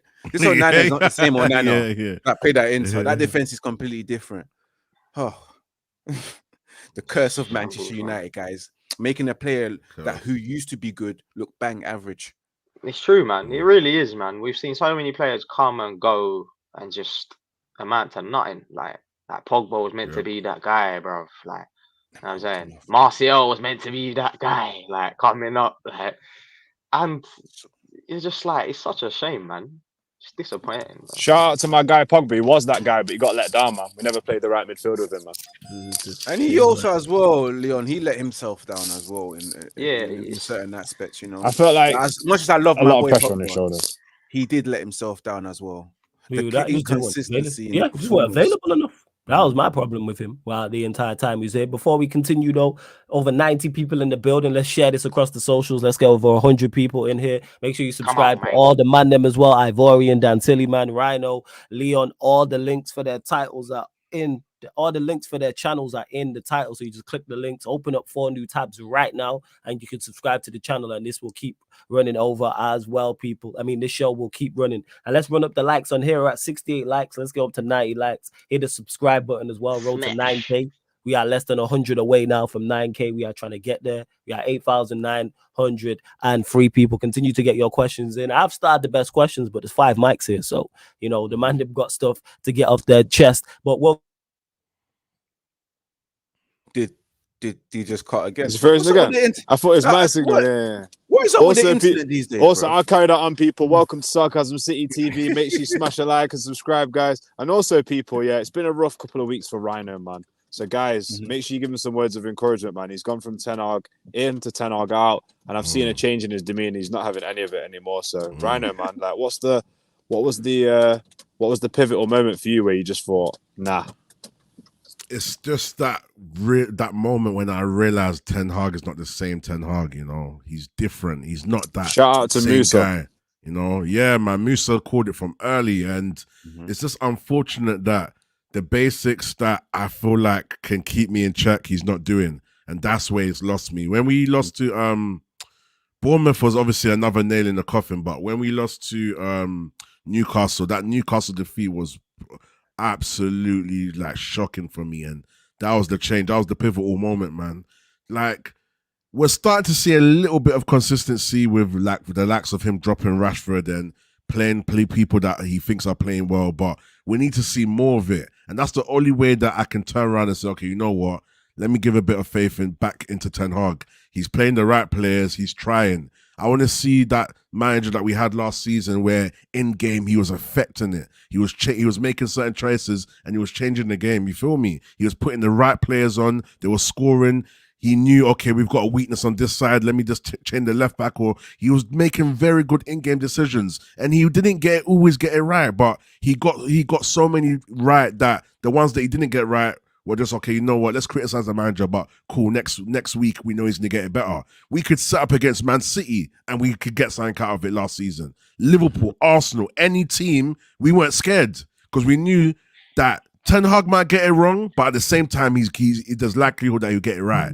So that's what's changed for me. Like, I don't have that confidence no more that Ten Hag can tactically set us up well. Last season, that was his biggest thing. Ten Hag's got that. But because he did do it last season, it's like it should be in there somewhere. Yeah, it's somewhere, but he just turned into a pussy for some reason. Yeah, he's changed, bro. Yeah, he's changed, you know. Like, you can bring it back. I don't see it happening, but there's always something. You can always bring it back, no matter what. That's what I'm hoping for. He needs to start changing and showing us something, like, and that consistency. Yeah. Like you said, if you get that string of consistency and you keep doing the right things, then cool. I'll be back. Danny, here's the thing. Yeah, here's the thing. I don't know how loud it is. I'm in Costa in it. I don't believe. Well, I'm back. He's not doing the things. Like, it's all about the process that leads to the result. Yeah, and everything that we're seeing, doesn't add up. It's just not adding up at the moment. Do you know what I mean? Like, he's like, from his man management to his the way he's picking the formations, tactics in games, managing players off the pitch. It's hard to. And Leon, to even echo that quickly, I feel like my problem is if he did this whole military like strictness, I'll be fine with it. Like, if he was actually roofing Varane because he thinks, Varane, you know what you're done, I'll be on that. If it was consistent, like, you could see where as soon as Anthony acts up, Anthony's out. You know, there's nobody safe. Bruno had a stinker. Bruno's out. Or he gets dropped for the first half. I need to see that ruthlessness. Like, anyone can get dropped. As long as you're playing well, you're safe. That's what I need to see. If he can do that, then cool. But man's saying if he could. Last season he would. Last season he always found a way. He did the. I remember when we played Man City at home and he did the mid block and City couldn't do nothing. Yes, that game we had the whole controversy with the offside, but realistically we played well that game. You feel me? Even at the start of the season when we played Arsenal, that's the kind of Ten Hag tactics that you normally see. He's good at nullifying teams, but we don't see it no more, and that's why now my faith's gone. That's where it's gone. The other thing as well, Rhino. He's one of the biggest things as well is pivotal times when we've needed him to step up and actually say something like that we can hold on to. He's come out with some of the maddest stuff. Like when he said, I'm going to play Rashford till, like, after all the bad performances we've seen, I'm just going to keep playing Rashford until he's in form. I was like, bro, fam, what are you doing? Bro, no, absolute nonsense, bro. And Ten Hag, like, there was so many good things about him, and he wasn't the perfect manager, but he was in those conversations, you know. But something's just changed, and you know, United, we can always say that this club kills players, it kills managers and whatever. But for me, the most frustrating part of it is how much pressure can you have that you can't just drop someone like McTominay or you can't just short the midfield. The only way that I can turn around and squeeze a positive out of something is that he's being consistent in the way he wants to play. He's forcing this lone DM because Liverpool used to play like that, but they had the players to play like that where they could play high octane. The 2-8s did a lot of the donkey work as well. Yeah. It was a lone 6 technically. The 8s were helping out, and that's the problem. Flawless, like, that's the job that Mount was here for. You know, I'm going to be back and forth. That's what McTominay should be doing. McTominay should be helping defend and helping attack. But we know McTominay's best attributes is doing the third man run and getting the poacher's goal. That's the only attribute he has. And maybe giving a bit of stick when we're having a rival game, and he's got a little bit of bite and grit in him, like he's a bit of a fouler. Last season, I love that from McTominay. When we had our little derbies and stuff, he's fighting for the team, he's getting the yellows, he's getting stuck in there. That's all my man does, bro. Like Manchester United midfield, McTominay's it's mad. And don't get it twisted. As a quickly, sorry, Ivorian, as a sub or as an impact player, I'll take McTominay. Last 10 minutes, let's roll the dice and hopefully he can get a goal for us. But he's holding up our midfield. Nah, it's wrong. It's Scott I got one question. Flawless, you said you liked it last week. That song is catchy. The song's fire. I'm not gonna it's lie. hard though. It's cold. Wrong player though. We know what we need to do. We need to sign a bad boy and actually change that song to the bad boy. Boy, man said sign a bad boy on some Diddy. Love it, man. Guys, Relax, man. quick question, yeah. Despite everything that you guys said, yeah, even if the manager does everything that we want to see from him, yeah, do you guys believe these players can actually do it? Because I don't believe in anything. Because they did it last season. I don't believe them. They did it last season. Last season, he found a way. Yeah, they did it to a certain extent, but you guys to an extent, of course. You guys are not good enough. But that's where you then need better talent. Like that's where the issue. Like I will take the manager setting us up in a way. And us falling short because of talent. I watch Spurs all day. I'll take that all day long. The reason why Spurs have fallen short recently is because of the lack of talent. The play style is there. They're getting the ball in the correct areas is there. It's just a question of just the talent in the final third and the talent in the midfield that's missing. You take Maddison out of it, you take Son out of it, you take Kulusevski out of it. They still play the same way. It's just that the rest of the players are not good enough. So that's what it was last season. Continue with what you did last season. Well, what you do is get better attackers. Yes, you get better midfield. You get better midfielders as well. You also get better fullbacks, and then you kick on from there with that. And then eventually you evolve that style. Done it. Yes, he could have done it, but he spent all that money on Anthony. We spent enough. For example, we spent enough. It's the signings. Look at his signings. Look at his signings this summer.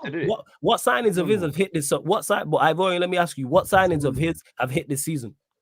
Let me tell you something. None of these signings have done anything, in my opinion. That's my point. They've been piss poor. Everyone keeps saying that we had a fantastic summer, and I look at that the signings that we made. We had a shit summer, Facts. That's the Ivorian. That's the problem, though. If we would have even got 2 of our 4 signings, right?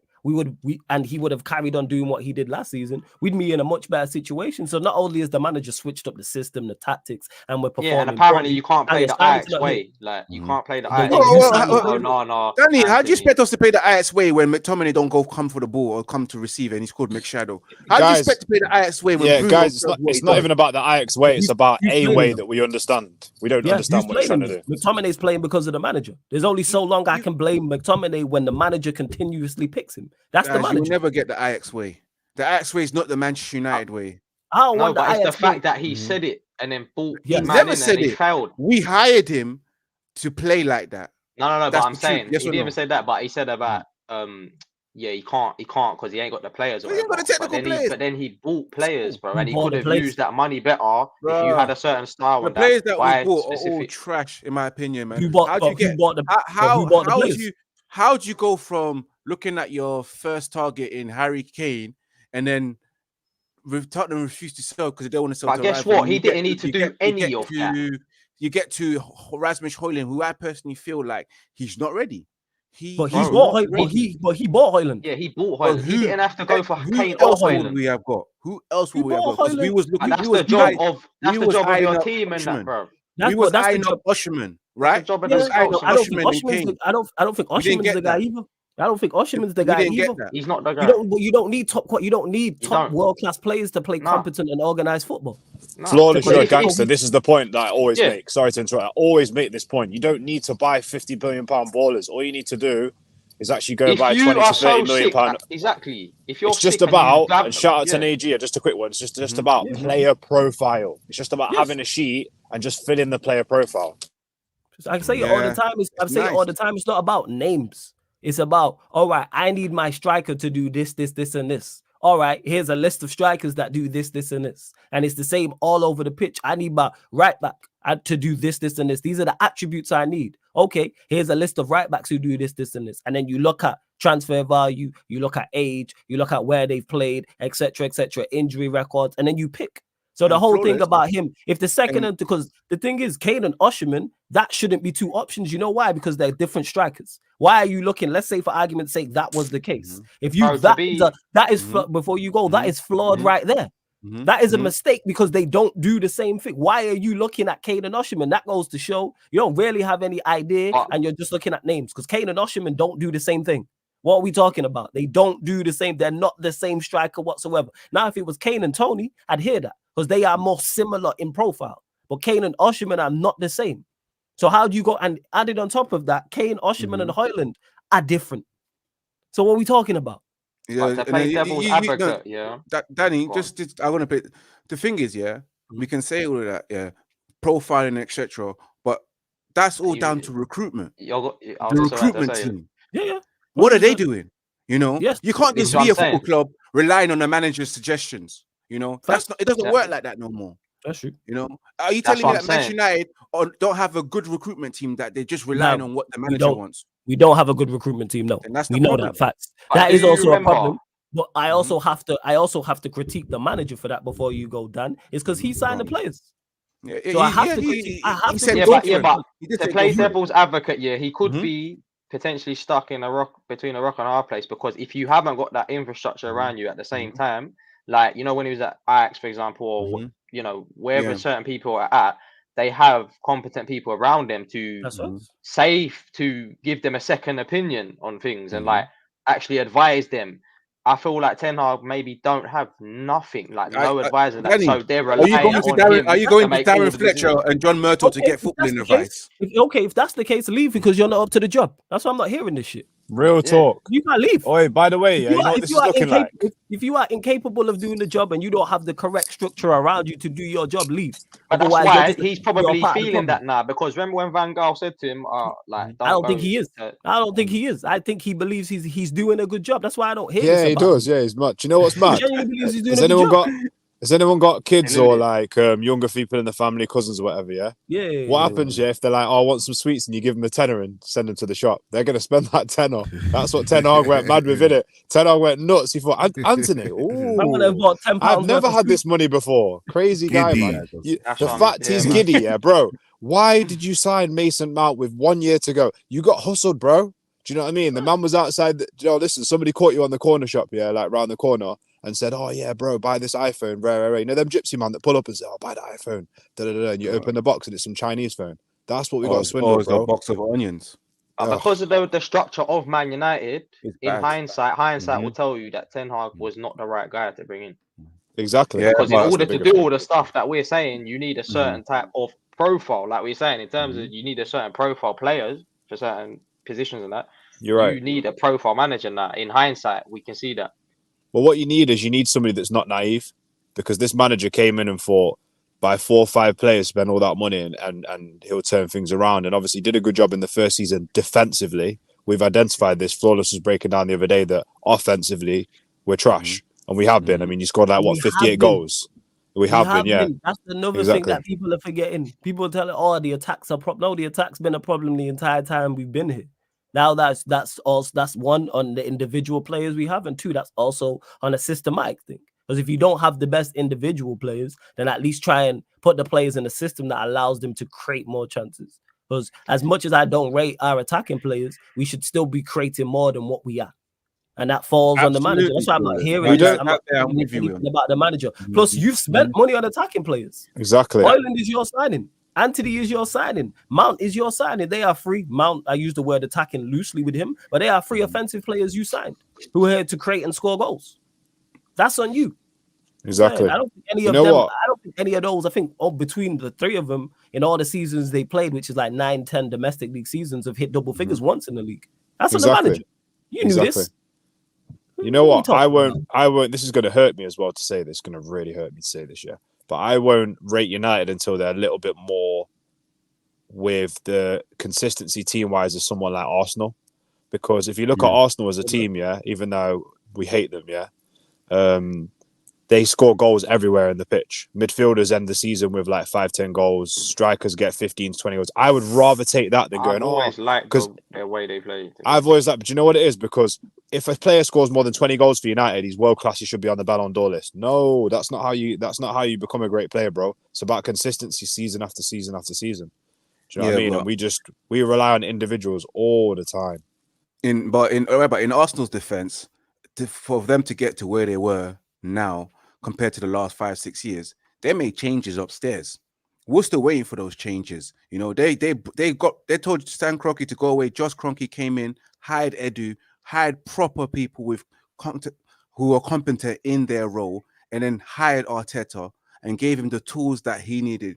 Can you guys comfortably sit here and say Ten Hag has the tools that he needs to be successful? It's not the point, though. Yes. It's not the point. Me and Flawless always agree that it's about with what he's got, he can do better with what he's got. He's got money. We got money, man. Yes, money because enough. No. It's not about money being enough. Did he had a successful season last season? So yes. If you money ain't enough, guys. No. But you said, does he have the does he have the structure, the foundation for him to thrive in that building? To be successful, yes, because he did it. Because he did it last season. So last season, Ivorian, what are you defining as success, though? Is he defining it as like league every year? So last season wasn't a success. No, I'm not saying no to the success of last year. I'm saying the foundation is in place. So that's the point. To succeed, that's the point. To his best. But that's the point I'm making, though. Mm-hmm. Consistently, we know that. No one's here asking for consistency. We're saying one-offs. Can he be successful here? Yes, because he was successful last season. So that dispels this whole myth that he can't be successful. Now, can he be consistent and win Premier Leagues back-to-back and get to the latter stages of the Champions League? Probably not. I would agree with that and say it's very tough. But yes, he had a successful last season. What are we talking about here? We spend enough to be better than what we are. We spend enough to win the second-tier trophies. I'm talking about you telling me we don't spend enough and don't have a structure that's good enough to win an FA Cup or League Cup or exactly. Europa League. Of course there you go. We reached both finals. We reached both finals last season, and we should have reached the Europa League final. What are we talking about? Prem and Champs is different. If we're talking the creme de la creme, different. Klopp doesn't have the best structure. He's successful at Liverpool. Technically, he does. He's got the right people around him. So why are the fans FSG out then? To do what he needs to do. Okay, so why are Liverpool fans FSG out then? No. Hold up. Ask a Liverpool fan why the FSG. You talk to Liverpool fans, Ivorian, so you know this. Why are Liverpool fans FSG out? I don't. They're FSG out because of lack of funding. No, because yes, which also ties into the structure. Yeah, because if they would have signed the structure, fine. No, it's not fine. Otherwise, they didn't sign. If you look into it, it's not. They've got the right people in place for them to be successful. If their structure was right, why did they not sign Caicedo and Lavia when they needed DM? Money. It wasn't a money. They put 100 million up on Caicedo. They put 100 million up on him. What are we talking about here? No, I think I've already. Yeah, if you look into it, it's not but as much. But what you're obviously saying like he doesn't have the most to succeed thingy. What is your definition of success? Because when I say foundation and the structure, this is based. Dan knows what this is based on. The people behind you doing the background and the working, which means upstairs needs to be right first of all. Both things are correct. What you're saying is correct, and what everyone else is saying is correct. It doesn't negate the fact that he still doesn't have the best of help around him type thing. That's true as well. So everything is true. It's all one big ball of just fuckery. Like, listen, if you're surrounded by shit, platform, but he should still be doing better with. And absolutely, what I can say with you guys is that a manager's job is to get the best out of his resources, even if it's a pile of shit. Yeah, and he hasn't done that this season, which I can agree with you on. And that's the reason why I'm not with this manager. And it's very hard, bro. No, but it's very hard because the fact is he is not good enough.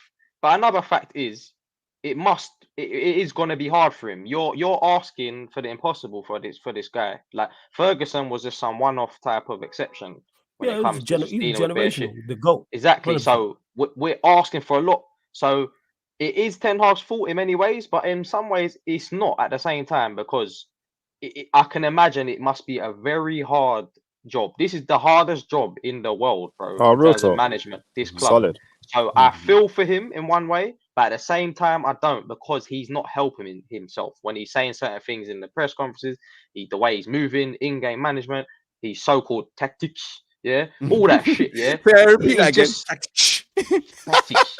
Yeah, fucking Egypt, yo. You know them ones. Like he just pisses you off. He gets you like he just pisses you, annoys you. You know what I'm saying? So my thing is, he don't help himself. He can bring it back. I'm not one of these fans that are like, that's it.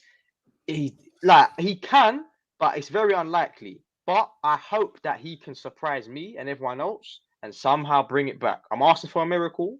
I'm asking for Jesus to come back. But we don't know, innit? It is what it is. Football is very strange. Asking for a miracle. Yeah, you hear what you just said? We all sit here hoping for hopes and prayers. Man said the miracle before Christmas. Crazy. Yeah, I ain't got no hopes and prayers. This man just done up, man. Like, just watch what we're watching. You know what I'm saying? How much more money do you need to? Like I said, I'm asking for the basics. And the basics ain't being covered, which I completely understand, man. Yeah, that's why he can do it though. Like what you said last season. I think he can do it. He's just being a pussy. Yeah, I think it's a pressure thing. Oh, what if he is doing everything that you said, but these men can't do it themselves? That's not the I think it's evident that he's not. Yeah. No, I'm just saying, innit? Because we don't know what goes behind closed doors. Yeah, we don't. We know what's. But we already seen enough in front. We know what's going on the pitch, and that's the indication. And we know what the players are capable of doing as well. Set up right. Yes, you have to baby these men. You can't leave them out there by themselves. And he did that last season. That's the point that I'm making is you did all the things I'm asking for this season is what you did last season. It's nothing new. I'm not asking for attacking football. I'm not asking for us to create a load of chances and score a load of goals. I'm saying do what you did last season. Organized, defensively resilient. You can do that because you have even better tools but you are not because the pressure's getting to you. That's why I don't hear anything about structure. So I'm not hearing anything in regards to the play. We know the players are not good enough. You picking the players. It's you. You know what I'm saying? You call him McShadow, all these type of things and all this. Who's playing McTominay week in, week out? McTominay's not picking himself.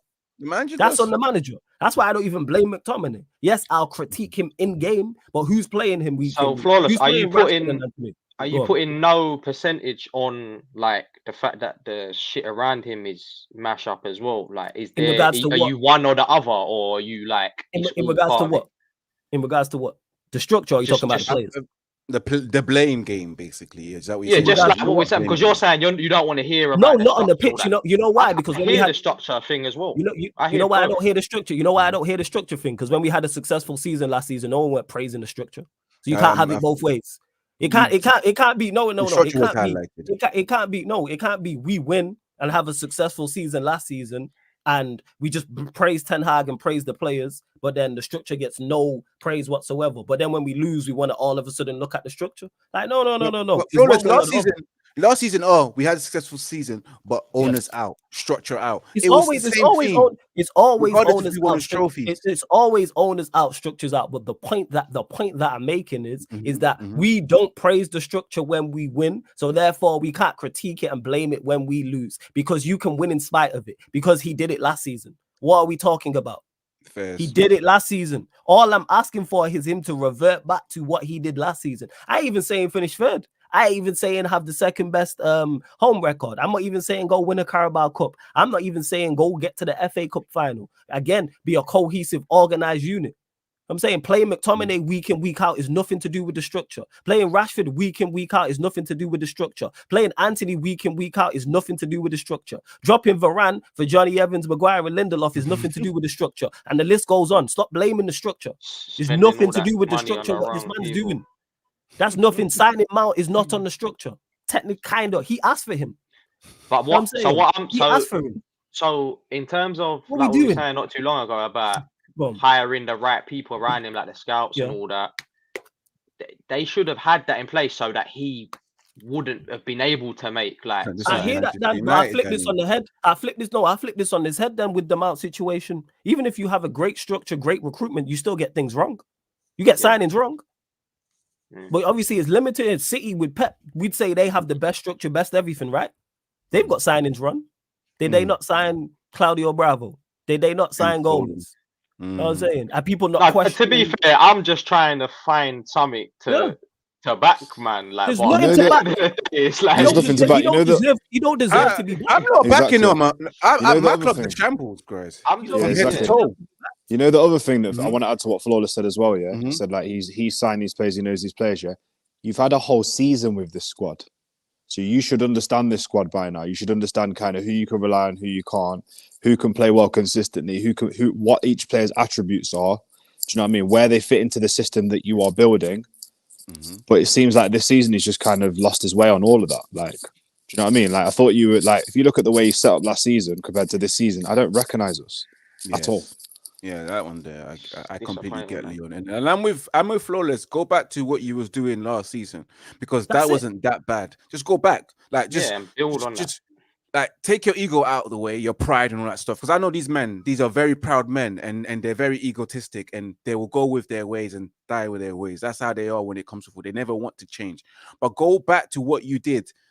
After game 2 of the Premier League last season, where you decided to ditch what you wanted to do and go to somewhere where there was stability. You know, we're in a bang in middle of November. December. It has not worked for 3 months from August all the way to now. Your plan has not worked. Go back to plan B and have stability. That's all I asked for because I can't take this gap in midfield. You know, my heart, you know, I'm 34 years old. You know, I can't have heart attacks at this age, man. It's not healthy for me, you know. It's not healthy for any of us. So, man, go back to what you was doing best. You know, play defensive football for all I care, man. You know, until the end of the season. And when you're ready to get the players that you want to get, and if the right things come in terms of ownership and structure that can give you your backings, then we'll see what happens.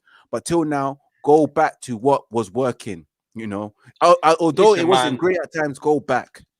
Listen, man, it's true, man, and you just gotta find a way. Like a good manager will adapt and find a way. Do you know what I'm saying? And like someone said in the comments, who would you sack if you get rid of Ten Hag? It's not our job. Like we're not super experts. We're just fans that give our opinion on things. You know what I'm saying?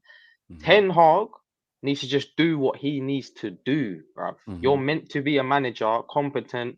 You know more than us. Prove us all wrong. Do you know what I'm saying? That's all we're asking for. Like, show us something. And unfortunately, he hasn't done that this season. And that's just facts. So we can't blame anyone who says he's not good enough. Get him out. You know what I'm saying? Because it's just what it is. Like, I feel like it's going to be very hard for him to bring it back. But and you know what's so funny? It. Manchester United have no plans for who will come in next. Because at the end of the day, we've got a situation, ownership problem. Who's going to make that decision of sacking him? So if anyone thinks he's going to get sacked right now, you're having a laugh, man. We are the best at foreplay. We will foreplay you unto the extent when you said, you know what, I'm tired. Just come off of me right now. It's gone. It's lost.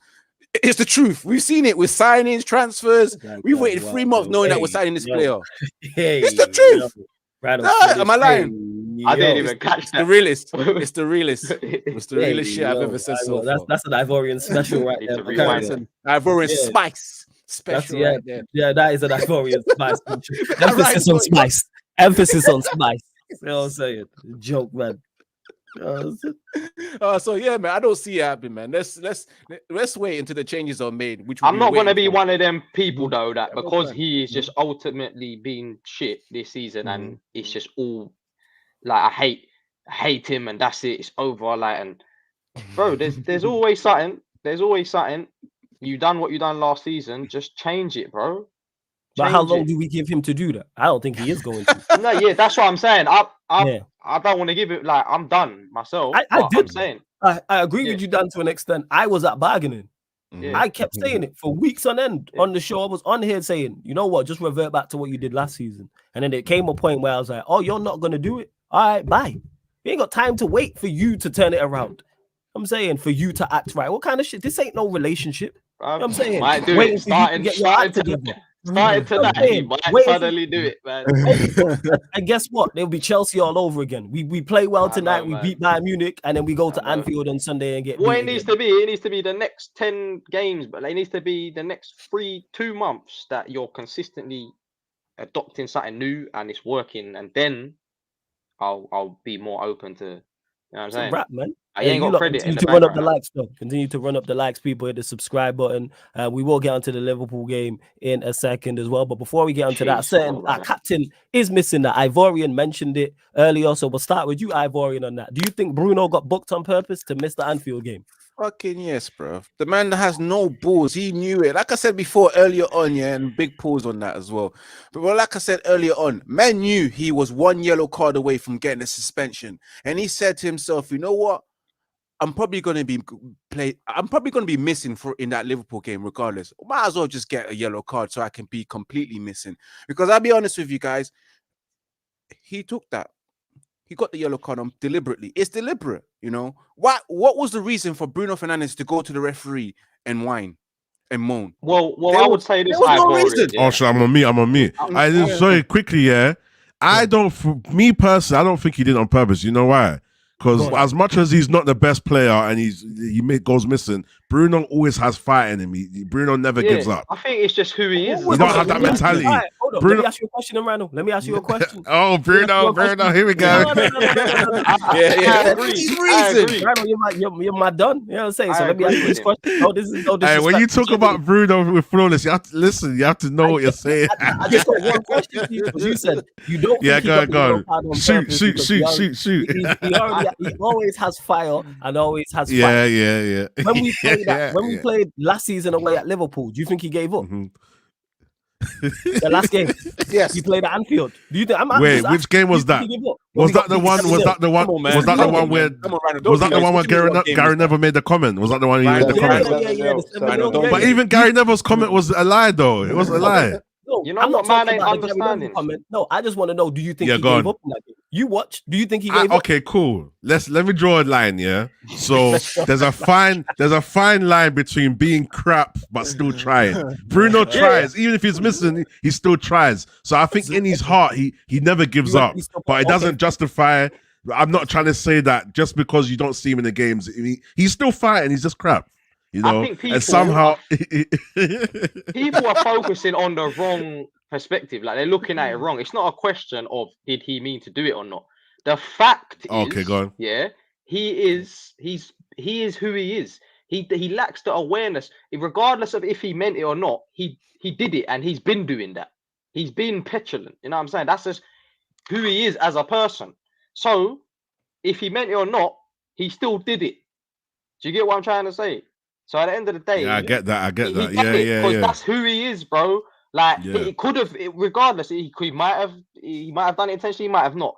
End of the day, that's he's Bruno, still done it, and that's Bruno. Yeah. So what if he done it or not? If he meant to, he was going to do it regardless. It was none of his business to go to the referee and moaning. He was going to always do some shit like that. But Dan, you're looking at it from the way you're looking at it is not wrong. But the question, the reason why I asked the question like that is because it is a conversation. Did he do it on purpose?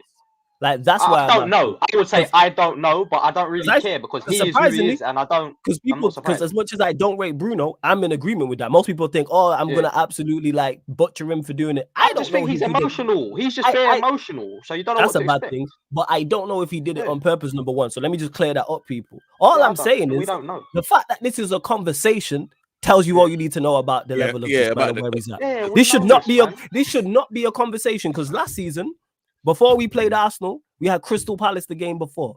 Casemiro was a booking away from missing the Arsenal game, and he got booked in that Palace game that we drew 1-1. There was zero conversation about Casemiro getting booked on purpose. Why is there a conversation about him doing it on purpose? Why? Because he set himself up to be perceived. It shows it shows the level of where we're at that we think he would chuck it in.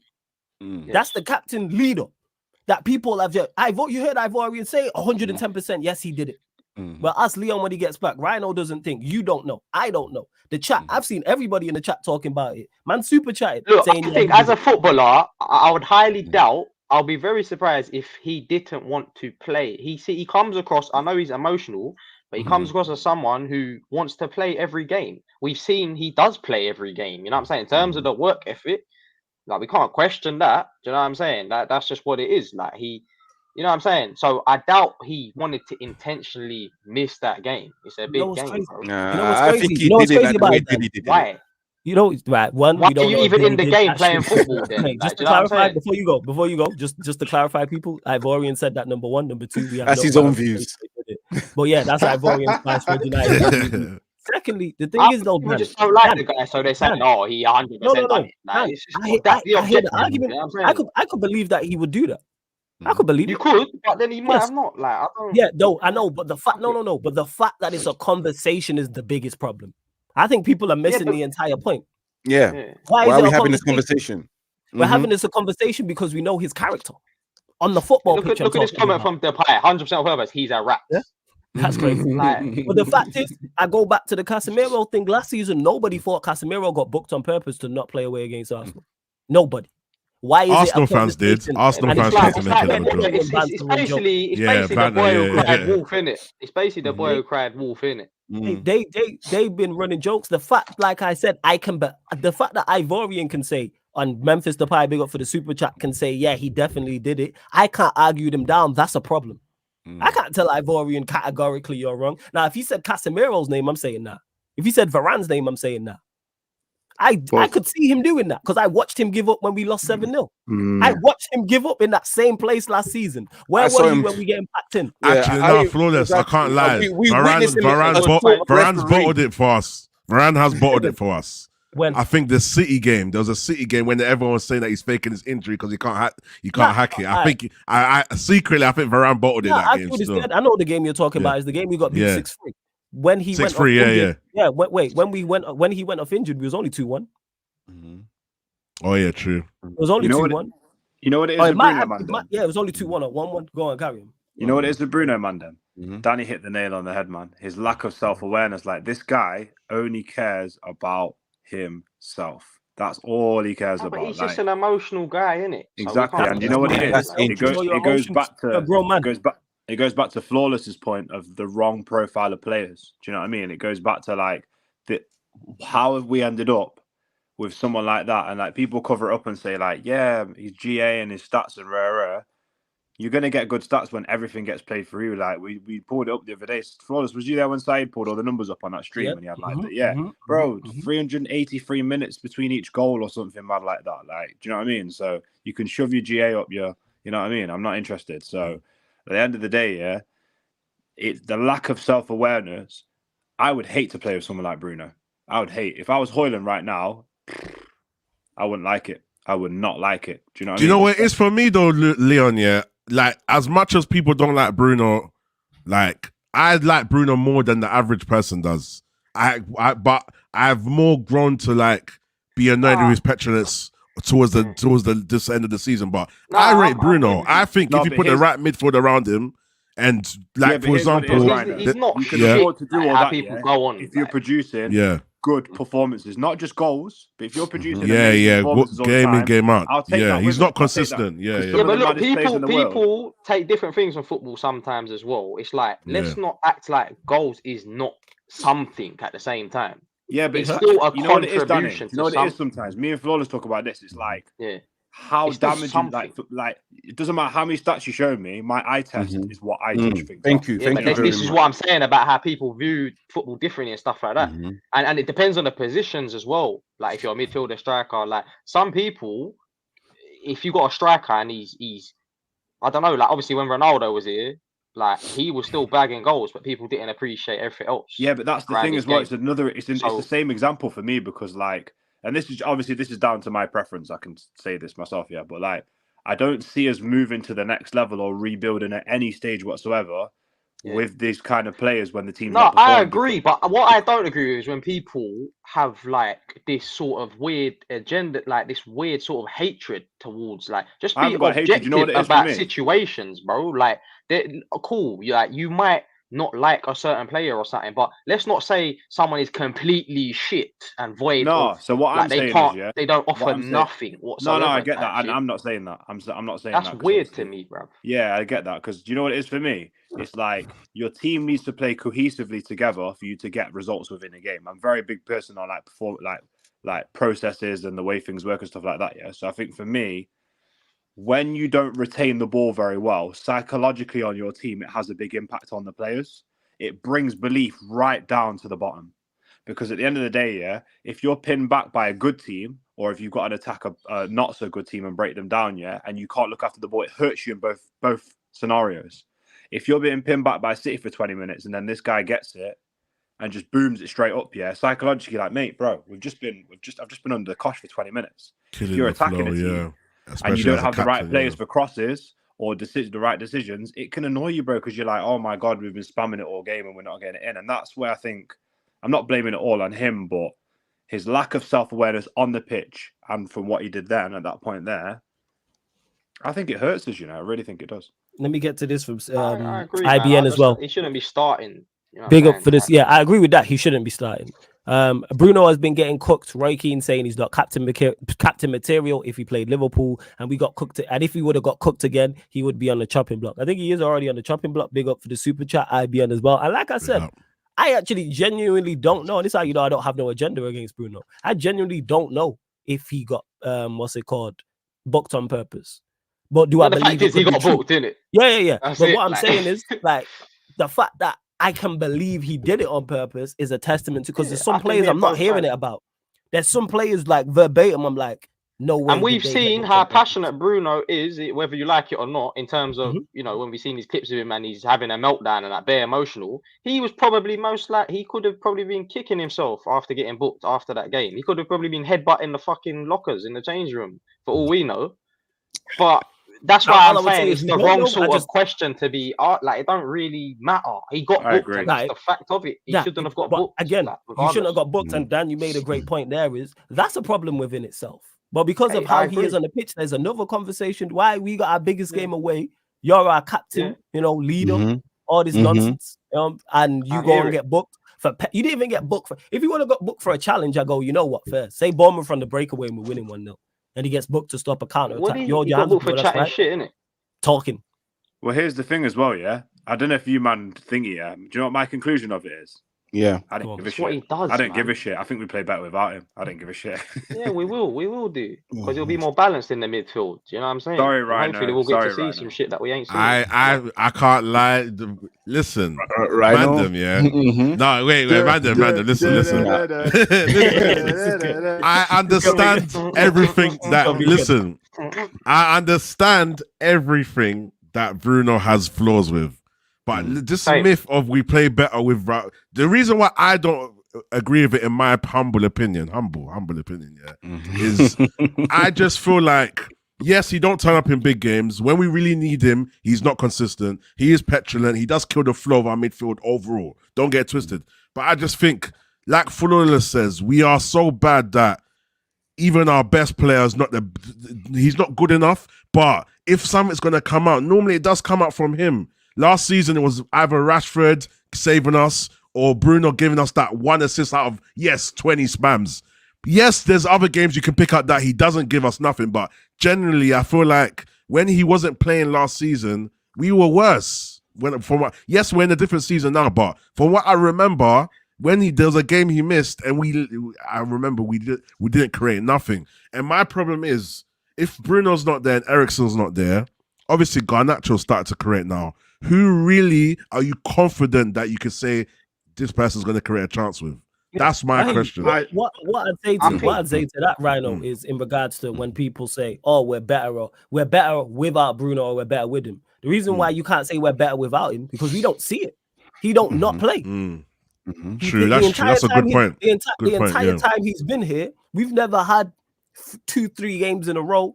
Where I think one time we got 3, so like when people say it, people are like, oh, we're better. Like the one-off games, people will pick out and go, see, we were terrible without one Bruno. game with a player with no one rhythm. Game. Yeah, Bear in mind, he's been playing all season this season, and we've created jack shit. Our attack has been over. Very true. We've got 16 league goals in 15 matches. So I'm holding him accountable for that. Because if we had 35 league goals in 16 matches and Højlund was bagging goals left, right, and center, guess what the conversation would be? Look at Bruno, chance creator, etc., etc. So like that's what I'm looking at. Yeah. You know what? I see what's going on here, Rhino. I see what's going on. You're hoping that we get a penalty tonight, and he's there to see on the weekend. Very big run up. Just so Rhino can just do this. No, Bruno. Overall, Bruno does annoy me. I can't lie. Like, but I tend to try and stick up from a little bit. Like, I'm done. I listen. Bruno can go tomorrow. You don't even deserve that. You know what though? I can kind of see the other side as well, because I don't agree with it, but I can see the other side, because when I speak to Nagy right now, he believes Bruno's the bravest man at creating stuff, so he would rather have him in because he dares to do things to get his goals in it. He tries. I just feel like possession-based football and more control. Yeah, when it comes to that, that's done. What I'm looking for. That's what I'm looking and that's where Ten Hag's got it wrong, because someone like Bruno, bro, I know we're not the experts, but come on. Like, if you're going to build a midfield, secure it and just have Bruno free roaming. But his free roam shouldn't be at the detriment of the midfield. That's what the problem is. Like, so, and it's the same with McTominay. McTominay is busy trying to score third man goals. He's killing the midfield, bro. I said it. But go on, Leon. I said my theory is, you could, with the midfield and the up front, so 3 in the midfield, 3 attackers, two safe, 1 risky. This is my rule. Yeah, this is my rule basics, you've been saying it. You've been saying it. You play 2 midfielders that can hold it down and look after the ball. Maino, and 1 risky one. Maino, Donny, whatever, Donny Amrabat, whatever, Casemiro, and then you can afford that 1 risky guy because you've got the base behind it. Same with the up front, You have to play, and people don't like this when I say it. You have to play Martial, Højlund, and like a Sancho. Obviously, I know he's not here. Martial, Højlund, Ahmad. You have to play. You can't afford to have 2 risky in there because it just kills you, man. Do you know what I mean? Like guys that don't know what they're doing and can't do the basics. So that's what I'm saying. Yeah. Let me you know what it is? As well. Yeah, go on, Dan. Go on. Now, I was gonna say, like, in terms of the Bruno thing, it's like I get all angles of these arguments and like where people are coming from, and I think it's more so like we were saying earlier about sort of comparing the same thing. Like when we're saying about De Gea, Onana, like ultimately we just need that quality and something better, like for a club such as us, Manchester United. You know what I'm saying? So we're sort of comparing shit to shit type thing. Where it's ultimately all we want is that quality in midfield. We want someone that can just do the basics and then have that quality as well, and not be guessing second. That's why Manu is so refreshing, but we can't rely on homeboy. He's a young youth, bro. But that's what I'm saying. That's how desperate we are for quality. We got to rely on him at Anfield. Our captain. Our captain's please, not there, Ten Hag, don't play Manu on that little, please, man. The thing is, Rhino, who else? Have nobody else. Who else, Rhino? Who? Manu and Amrabat can work though, but not just Manu by himself. Where is Eriksen? Where is Eriksen? Eriksen's injured. Mount's injured. Casemiro's injured. Bruno's suspended. It's Maino, Amrabat, McTominay. Casemiro's back to individual training though, but he's not going to be ready for the Liverpool game. And he's not match fit. Casemiro always takes at least 2-3 games to kick in as well. So I'm actually I like that. You know what I'm saying? Like, hey, it's actually better with Bruno. That's a whole different conversation. We're only at 81 more balanced. Over 100 people in here. Let's get up to 100 likes. Big up Stephen for the super chat. Says big up Flawless. Massive surgery is needed at United. Nothing new. Facts. Qatar not taking over. Set off the file. Yeah, that's when I tapped out when that fell through. We're going to be over yet, blood. 3 to 4 years. I hope you're right, Dan. Not over yet, because for another super chat. It says instead of 8-0, we will lose 2-0. I can see without him. I can see that. Yeah. I will take a 2-0 loss in these next 2 games right now. That being said, we are going to get predictions from all of the mandem. So Ivorian will start with tonight and start with you. Manchester United versus Bayern Munich score prediction. We go 2-0 up in the first half. Then we lose 3-2 as we have been losing like that. And then the Liverpool game, I ain't putting up a score prediction. We're just going to lose, bro. Like, again. Right, so you're saying 3-2. So wait, you're saying we lose 3-2 tonight and you just saying embarrassment versus Liverpool? Embarrassment versus Liverpool. Give us the number, man. Give us the number, man. Okay, there's no Bruno. So maybe about 4-0. Cool. All right, Dan, same to you. I'm saying Bayern Munich at home tonight, Liverpool away. I think it's going to be the other way around because despite the situation, I like to think that Man United are not going to allow Liverpool to just batter them like last time. The lineup's out, by the way. At least Is Oh, it? yeah, we'll run through that Yeah, in a no, second. at least. Yeah. So I think it's the other way. I think tonight we're going to get smashed up and well and truly battered, like 4-0 or 4-1 or something like that. Yeah, and then against Liverpool, they'll beat us, but it'll be like I don't know, I don't even see us scoring, bro. So it's just one of them, like a 2-0 or fucking something.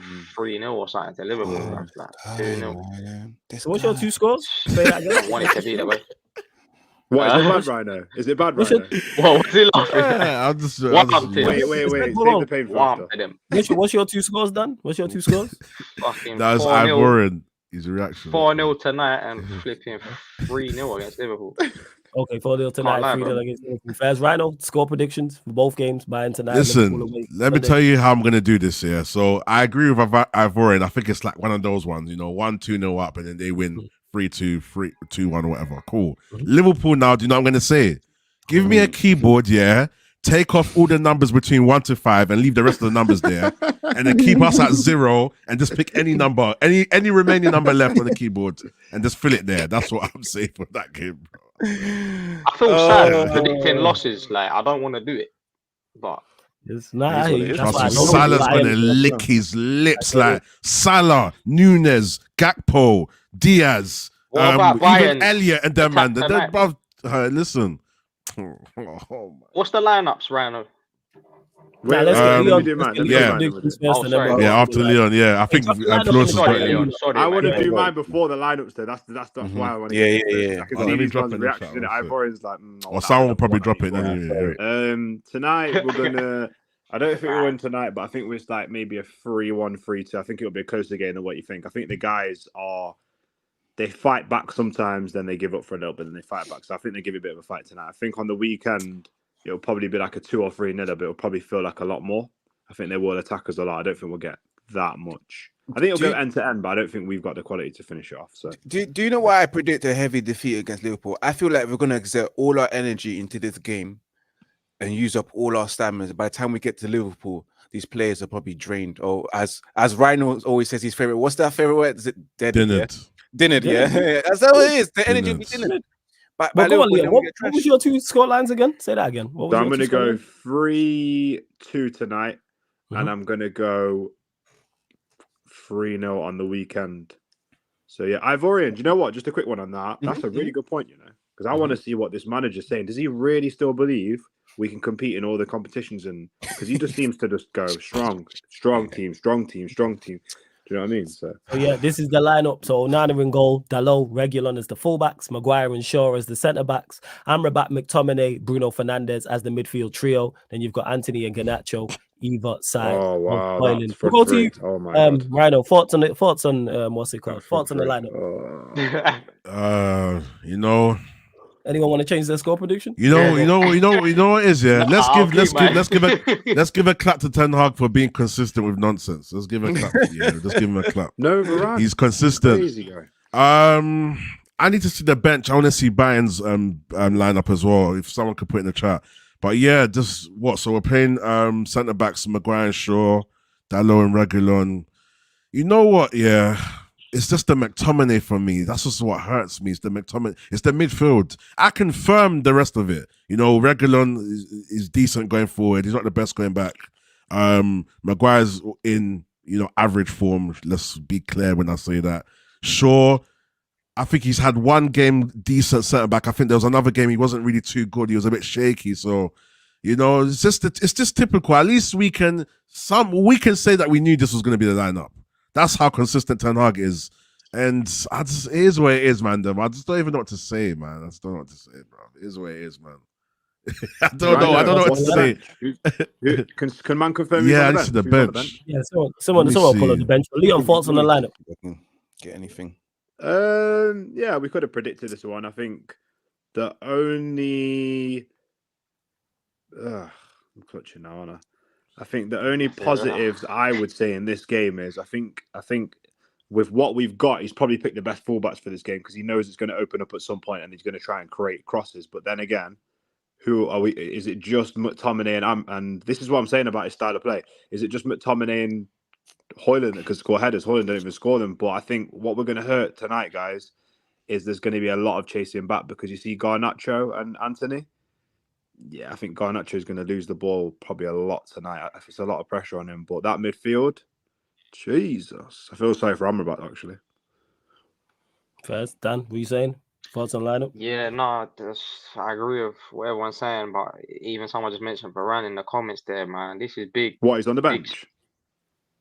There's they're saying he should be starting. I don't know what the bench is, but I'm saying like for big nights like this, man, you know what I'm saying? Like you look to people like Varane to be in your back line, brother. Nah, we're just so weak, bro. You look at this team every game, like every player in this team, and you compare it to like the old days of United and that, and you're just like, this is what it's come to, man. This is against Bayern Munich, bro. I want to compare this to Bayern Munich's lineup, and then we really will see the levels. Like it's like none of these men are worth being here, bro. Like I'm sick of seeing these names, bro. I'm already sick of Onana.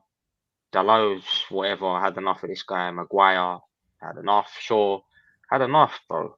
Like McTominay had enough. Anthony had enough. Fucking, this is just a joke, man. I look at all these guys. I'm just like, fuck this, man. There's no hope, bro. It's Pete, man. Because if man I was gonna say, if man don't pick up Musiala tonight. Oh, yeah, he's cold, you know. Oh, he's so cold, man. See what he said about dreaming. What did he say? He used to watch Man United, his dream club or some shit. I did see some of the quotes. Ivorian, what are you saying about the lineup? And then we go dream you should come to us, bro. Come to defeated. I'm defeated. The same lineup that he's persisted with against Bournemouth.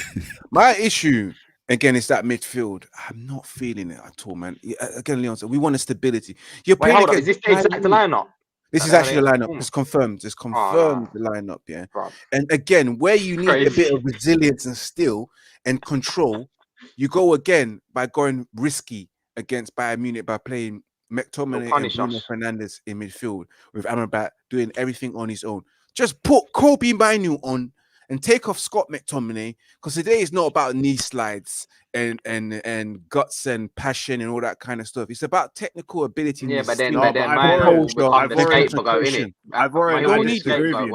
disagree with you. Why should he have to clean up the shit that everyone else has done? That's leave him out of it. You know what I mean? He shouldn't have to clean up the shit that everyone else has put him. But just to better our chances, man. I understand that. Better, and then we're looking at. Sorry, I'm gonna speak after you, Ivan. Go on, sir. Yeah. I don't know, man. I just don't know about this lineup, man. I'm not even feeling Anthony as well at all. And then you got Garnacho. I think Anthony's all right, man. I think Anthony will be all right. Too risky, man. No creativity. No creativity. You think Anthony's all right?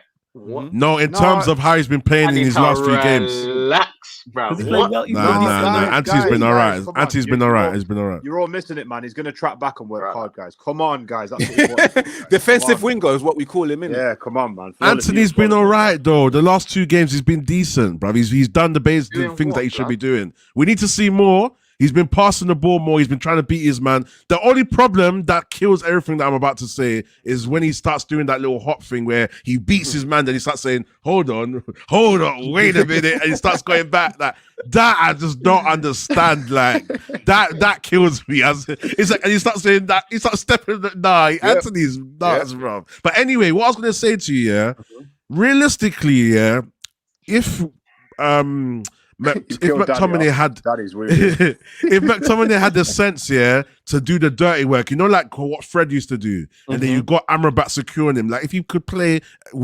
as a pivot with Amrabat, it would work. This midfield could work, but McTominay just doesn't have that in his locker. That's the problem. Like I just don't know, like bro, like. I just wish. Look, I'm stuttering, bro. Because you reaching over there, man. You down Simmons over there, man. Give me the yellow pages. Flawless, it's time to drop that line again that I always say when people are clutching. Yeah, but down Simmons over there. Let's not do that. Let's not do that. I even gonna say that to her. You know what? Okay, wait, man. Let's be real. When Ten Hag picks Rashford, you lot will agree that Anthony should have started that game instead. No, I know. I said it don't mean you rate Anthony. You're just looking at form and what he's done. Defensive of Anthony, like no, I'm not gassing at the defense about Anthony. No, I don't rate Anthony and I don't rate Maguire, but just because I just, you know what I mean? I'm looking at the form and looking at Anthony or Rashford. Who are you picking right now on the right? Anthony or Rashford? Palestri. And no, I've Anthony. Palestri's an option. Palestri's there. I'm He sure is an option. He is. Right, then I play Palestri. That's what I do. Even though he didn't play well against Galatasaray, I'm still giving him a run because I know those two were to you a dinnered. So play Palestri. What's the worst that can happen? Oh wait, hold on. That lineup's wrong. You know. Varane's in. Varane's in. What? Who's come out then? Sure. Sure. That's yeah. Varane's in. Who came up with this fraud lineup? Varane's in. Fraud lineup. No different. United plug. It was you. What is it then? What is it? Is Shaw at left back then, or is he starting? We've got the bench now. We've got the bench. Hey, one of the mods. Yeah, we got it. Hold on. What's going on? Yeah, put it in though. I've just seen it in the. Let me try and put that in still. Because I see. The most important thing. Oh yeah, Laurie Whitwell. Anyway, so yeah. Maguire, Varane, Shaw, Amrabat. It's the same, but just Varane is in instead of thingy Shaw. Wait, Varane and Shaw and Maguire and Dallo. Oh. Yeah. So it's just Varane's in instead of. Alright, so this is the new updated lineup, people. Yeah, so now we go Dallo and Shaw as the fullbacks, Maguire and Varane as the centre backs. Even though I was told Varane shouldn't play because we can't play out from the back well enough with him. McTominay, Amrabat, Bruno, and then you've got Garnacho and Anthony either side of Højlund. Yeah, that's what I got. And this is why I was careful about the Varane thing. Obviously, this doesn't mean nothing specifically, but that's why I was. But because for all we know, there's not really nothing happening like what we think. But I'm not sure about it. That's why I don't speak on it. I'm not 100% sure what the situation is between Varane and I feel like it's just all rumors at this point. And I'm not saying that because of this. I've always been feeling like this. But this kind of confirms why I think like that. Because you just really, realistically, you don't know what's really happening. You know what I mean? I don't see any reason for this situation with Varane. I don't see a tactical. I don't see why. Rotation maybe, but then you don't play him in certain games as well. It doesn't make sense. The only thing that worries me, is that definitely the correct lineup? 100%. Yeah, that's Laurie Whitwell. That's Laurie Whitwell. Yeah. The only thing that worries me is that he's brought Varane in, and Varane hasn't had enough game time. Is this a baptism of fire for Varane to get injured again? You know, it would have been nice to see him play him against Bournemouth and the game previously to get that minutes in his leg, you know, because the guy's been sitting bench for a while. So we'll see where he's at fitness-wise, but it's a bit worrying, isn't it? Because mistakes could happen in this game. So we'll see what happens, man. But I'm pleased to see Varane back in because we know that he is one of our best defenders, and it gives us a bit of. We calm down a little bit compared to seeing Maguire and Luke Shaw playing centre back. And at least Shaw can play in his left back situation where they can bring a bit more balance in that defense. But I'm kind of disappointed not seeing Wan-Bissaka, you know, because I think a game like this, when you got Jamal Musiala and you got Leroy Sané and you got all these players, you need a defensive stability. It's a hard balance, isn't it? Because like you want to go forward with something, but I think really you want the defensive stability. What's the bench? Does anyone know what the bench is? Oh, I just pull it up. Sorry, let me just tell you. I just tell you. Bayern in bench, Tom Heaton, Evans, Reguilon, Wan-Bissaka. 2 keepers. Yeah. Because there's no one. Dan Gore, Handball Mejbri, Kobe Manu, Palestri, and Hugo. So there is some youngsters on the bench as well. Is that the bench? That is the bench. Is that the bench? It's not even 12. We are dead. We don't have players. So wait. Maybe he's not prioritizing this game now. Remember what I said earlier? What's he doing? No, I'm serious. Maybe he's not. Or is everyone else injured? Or maybe he's not because he's brought a lead. That's it. We got injuries. That's it. We don't even have a 12-man bench. It's not even Who a 12-man bench. Who do we usually have on the bench? No, so he's Donny. What's Bayern's? Donny Van de Beek. Yeah, I didn't see Bayern's lineup as well. Has Varane and Maguire ever played well together though? I feel like they don't have their chemistry is a bit rocky still. You know, last season there was a points where Maguire came in and he looked decent. Okay. So what's the bench? Hey, one of the mods, please put the bench in the chat. Yeah, I need to visually see it. Yeah, Sarcasm City TV, only the best content. But this way, this podcast gonna be more entertaining than the game. I'll tell you that. Guys, that is the bench. Obviously, that is the bench. Man United, I put the picture up. Okay, perfect. Yeah. I don't follow them. Go on, Leon. Say what he's gonna say. I thought he was reading the thing. Obviously, we all know Varane's going to play well tonight because he's playing with the player of the month, guys. Come on, guys. Come on. Let's be real. He's being managed by the manager of the month as well. Don't forget. Yeah, exactly. And also, we have the Premier League goal scorer of the month as well. That can probably score a banger today. And he's also playing. He's also in the midfield. In front of him is someone who's from Carrington, so he understands the club.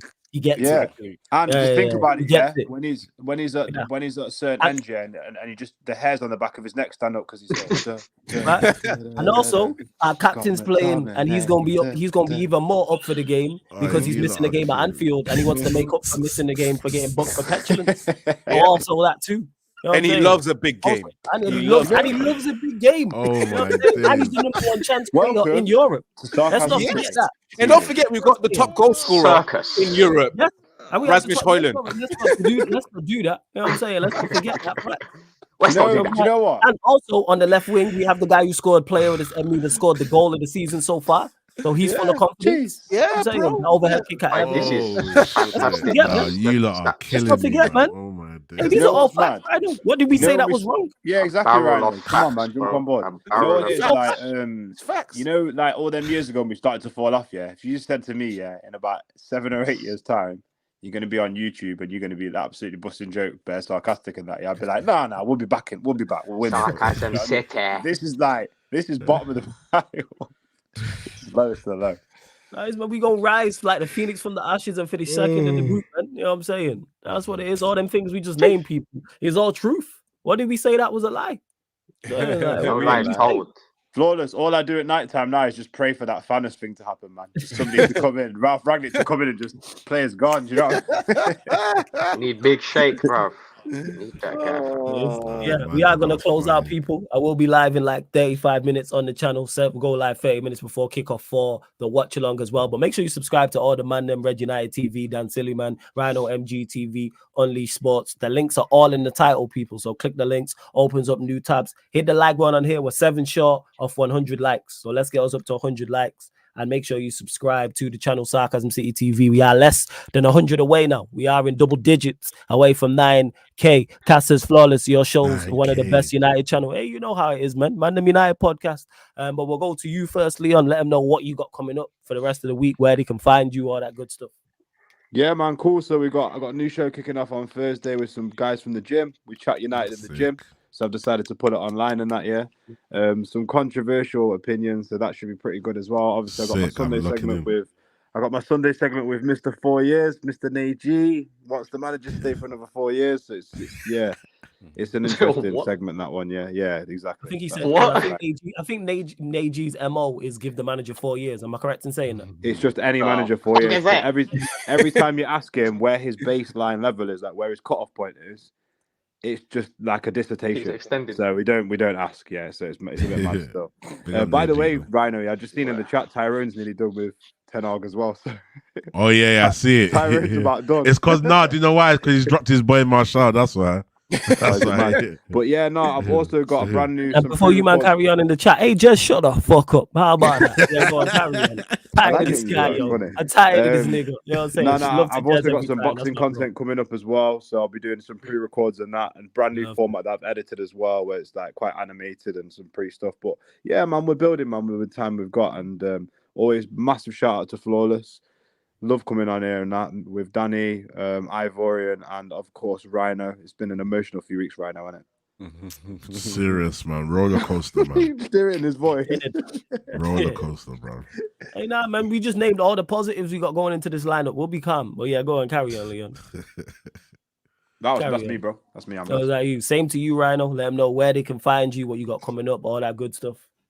Yeah, man.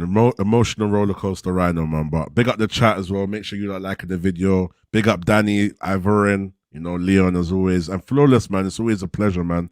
This Tuesday show goes off, and it's like we just got to talk about it, man. This is the only thing that we can look forward to during the week as football fans, content creators and shit. So big up the chat. Make sure you liking the video. Follow me on Rhino MGTV on YouTube.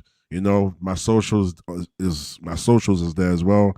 And yeah, let's see what's good tonight, man. Just, Let me just stop before I start going off on a tangent, man. Rhino MGTV. And let me get my apologies to Memphis Depay and Steve. I'll get to your super chats just right now before we go to Dan and Ivorian. He says Højlund, Garnacho, Regulon deserve to start. First, I'm saying 2 out of 3 of them are starting. Tuchel out, says Steve. Big up to Steve. And he also put another super chat as well. Love to Steve, Memphis Depay, IBN, and Stephen for all the super chats. Much appreciated as well. Same to you, Dan. You know what I'm saying? Let them know where they can find you, what you got coming up, all that good stuff. Yes, man. You can find me at the app there, on all platforms. At Dan Silly Big Man up, people. Dan Silly, man. Big up to everyone inside. Big up to the haters in the chat. I ain't really seen much of them today, but big up to you lot watching without commenting or anything and just Because we've been creeping. losing. That's why. Laos had been winning these games. They be here. But go on, carry on. Yeah, man. But nah, big up to Sarcasm City, Flawless, the Mandem, Rhino, Leon, Come on. Ivorian, Spice. Come on. Jeez. Listen, man. It's been emotional, man. I love this shit. But yeah, man, big up to the chat as well. And yeah, we got coming up. What have I got coming up? We got episode 2 coming out tonight, bruv, of the All or Nothing documentary. So yeah, stay tuned for that episode 2, bruv. A lot of Let shit them know where going they on can inside watch Carrington. that. Let them know where they can watch that. YouTube, man. I'm gonna post it on my story and that. So just keep an eye out on my story. I don't know what time exactly. I need to check in and see when it's coming. I guess as soon as Man United lose tonight, it will come out, innit? So, you know what I'm saying? So yeah, man. But I appreciate you for having me on, man, as always. And yeah, big up, man. You already know, man. Every Tuesday we here. Ivorian, of course, my Don. Yes, my brother. Same to you. Let them know where they can find you, what you got coming up, all that good stuff. First of all, big up to everyone that's tuning in today, man. Big up to the man them as well, Flawless, Danny, Rhino, and was Leon as well. Where you can find me, I'm back live streaming, doing a watch long for this stupid game today, Bayern United versus Bayern Munich, 7:40, and of course, I'm live again on Thursday at 5 p.m. and I've got the match reaction for this game, so make sure you guys check it out. You know, Make and sure you of do course, that, people. check out the match reaction, and of course, follow Red United TV on YouTube. Subscribe to Red United TV on YouTube, Twitch, Twitter, Rumble, and of course on Instagram as well. Tomorrow is Manchester United Women's Crush Wednesday, with one of the highlights. I was gonna say, you still doing that? I still do that. That's the only good thing about Manchester United these days. The Women Crush Wednesdays, bruv, because there's nothing good coming out of Manchester United. So make sure you follow Red United TV 1 on Instagram. We're trying to approach, I think 17,000 followers. So okay, let's go. Love that. Love that. Go follow people. Yeah, make sure you do so. And the links for all the man them's channels are in the title. Again, whether you're watching this live right now or watching this back, sorry for your whole Egypt, I'll get to that. But subscribe, support all the man them, support all the man them. All their channels are underneath in the description. They're also on the featured channel page. I need to add Leon's as well, Unleash Sports, but make sure it's in the title anyway. So click the link, people. All of them are in the title. Big up to Surfer, who says hashtag free the tallest, and I need the link as well. I ain't sending you or just the link, so you man can fuck off first and foremost.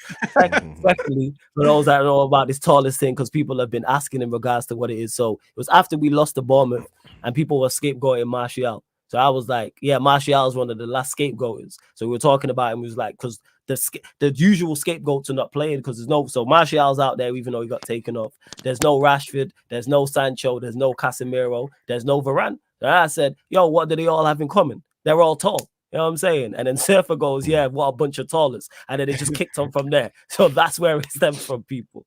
So when you see him say that, that's what it is. You know, that's what it is. And don't forget, though, this show and all the other shows on the channel, people, are available on audio-only platforms as well. So SoundCloud, Spotify, iTunes, wherever you listen to podcasts, wherever you listen to music. If they have podcasts on there, Sarcasm City TV will be on there. The links are underneath in the description. So like I said, Spotify, here's with the follow, 5-star us.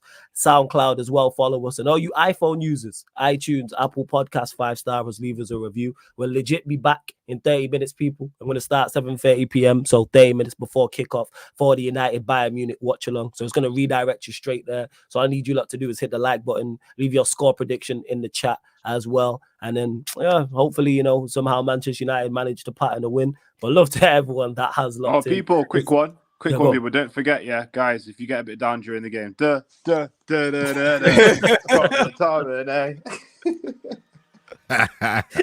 And yeah, people, this has been Manchester United Podcast live on the Sarcasm City TV YouTube. Big up for tuning in.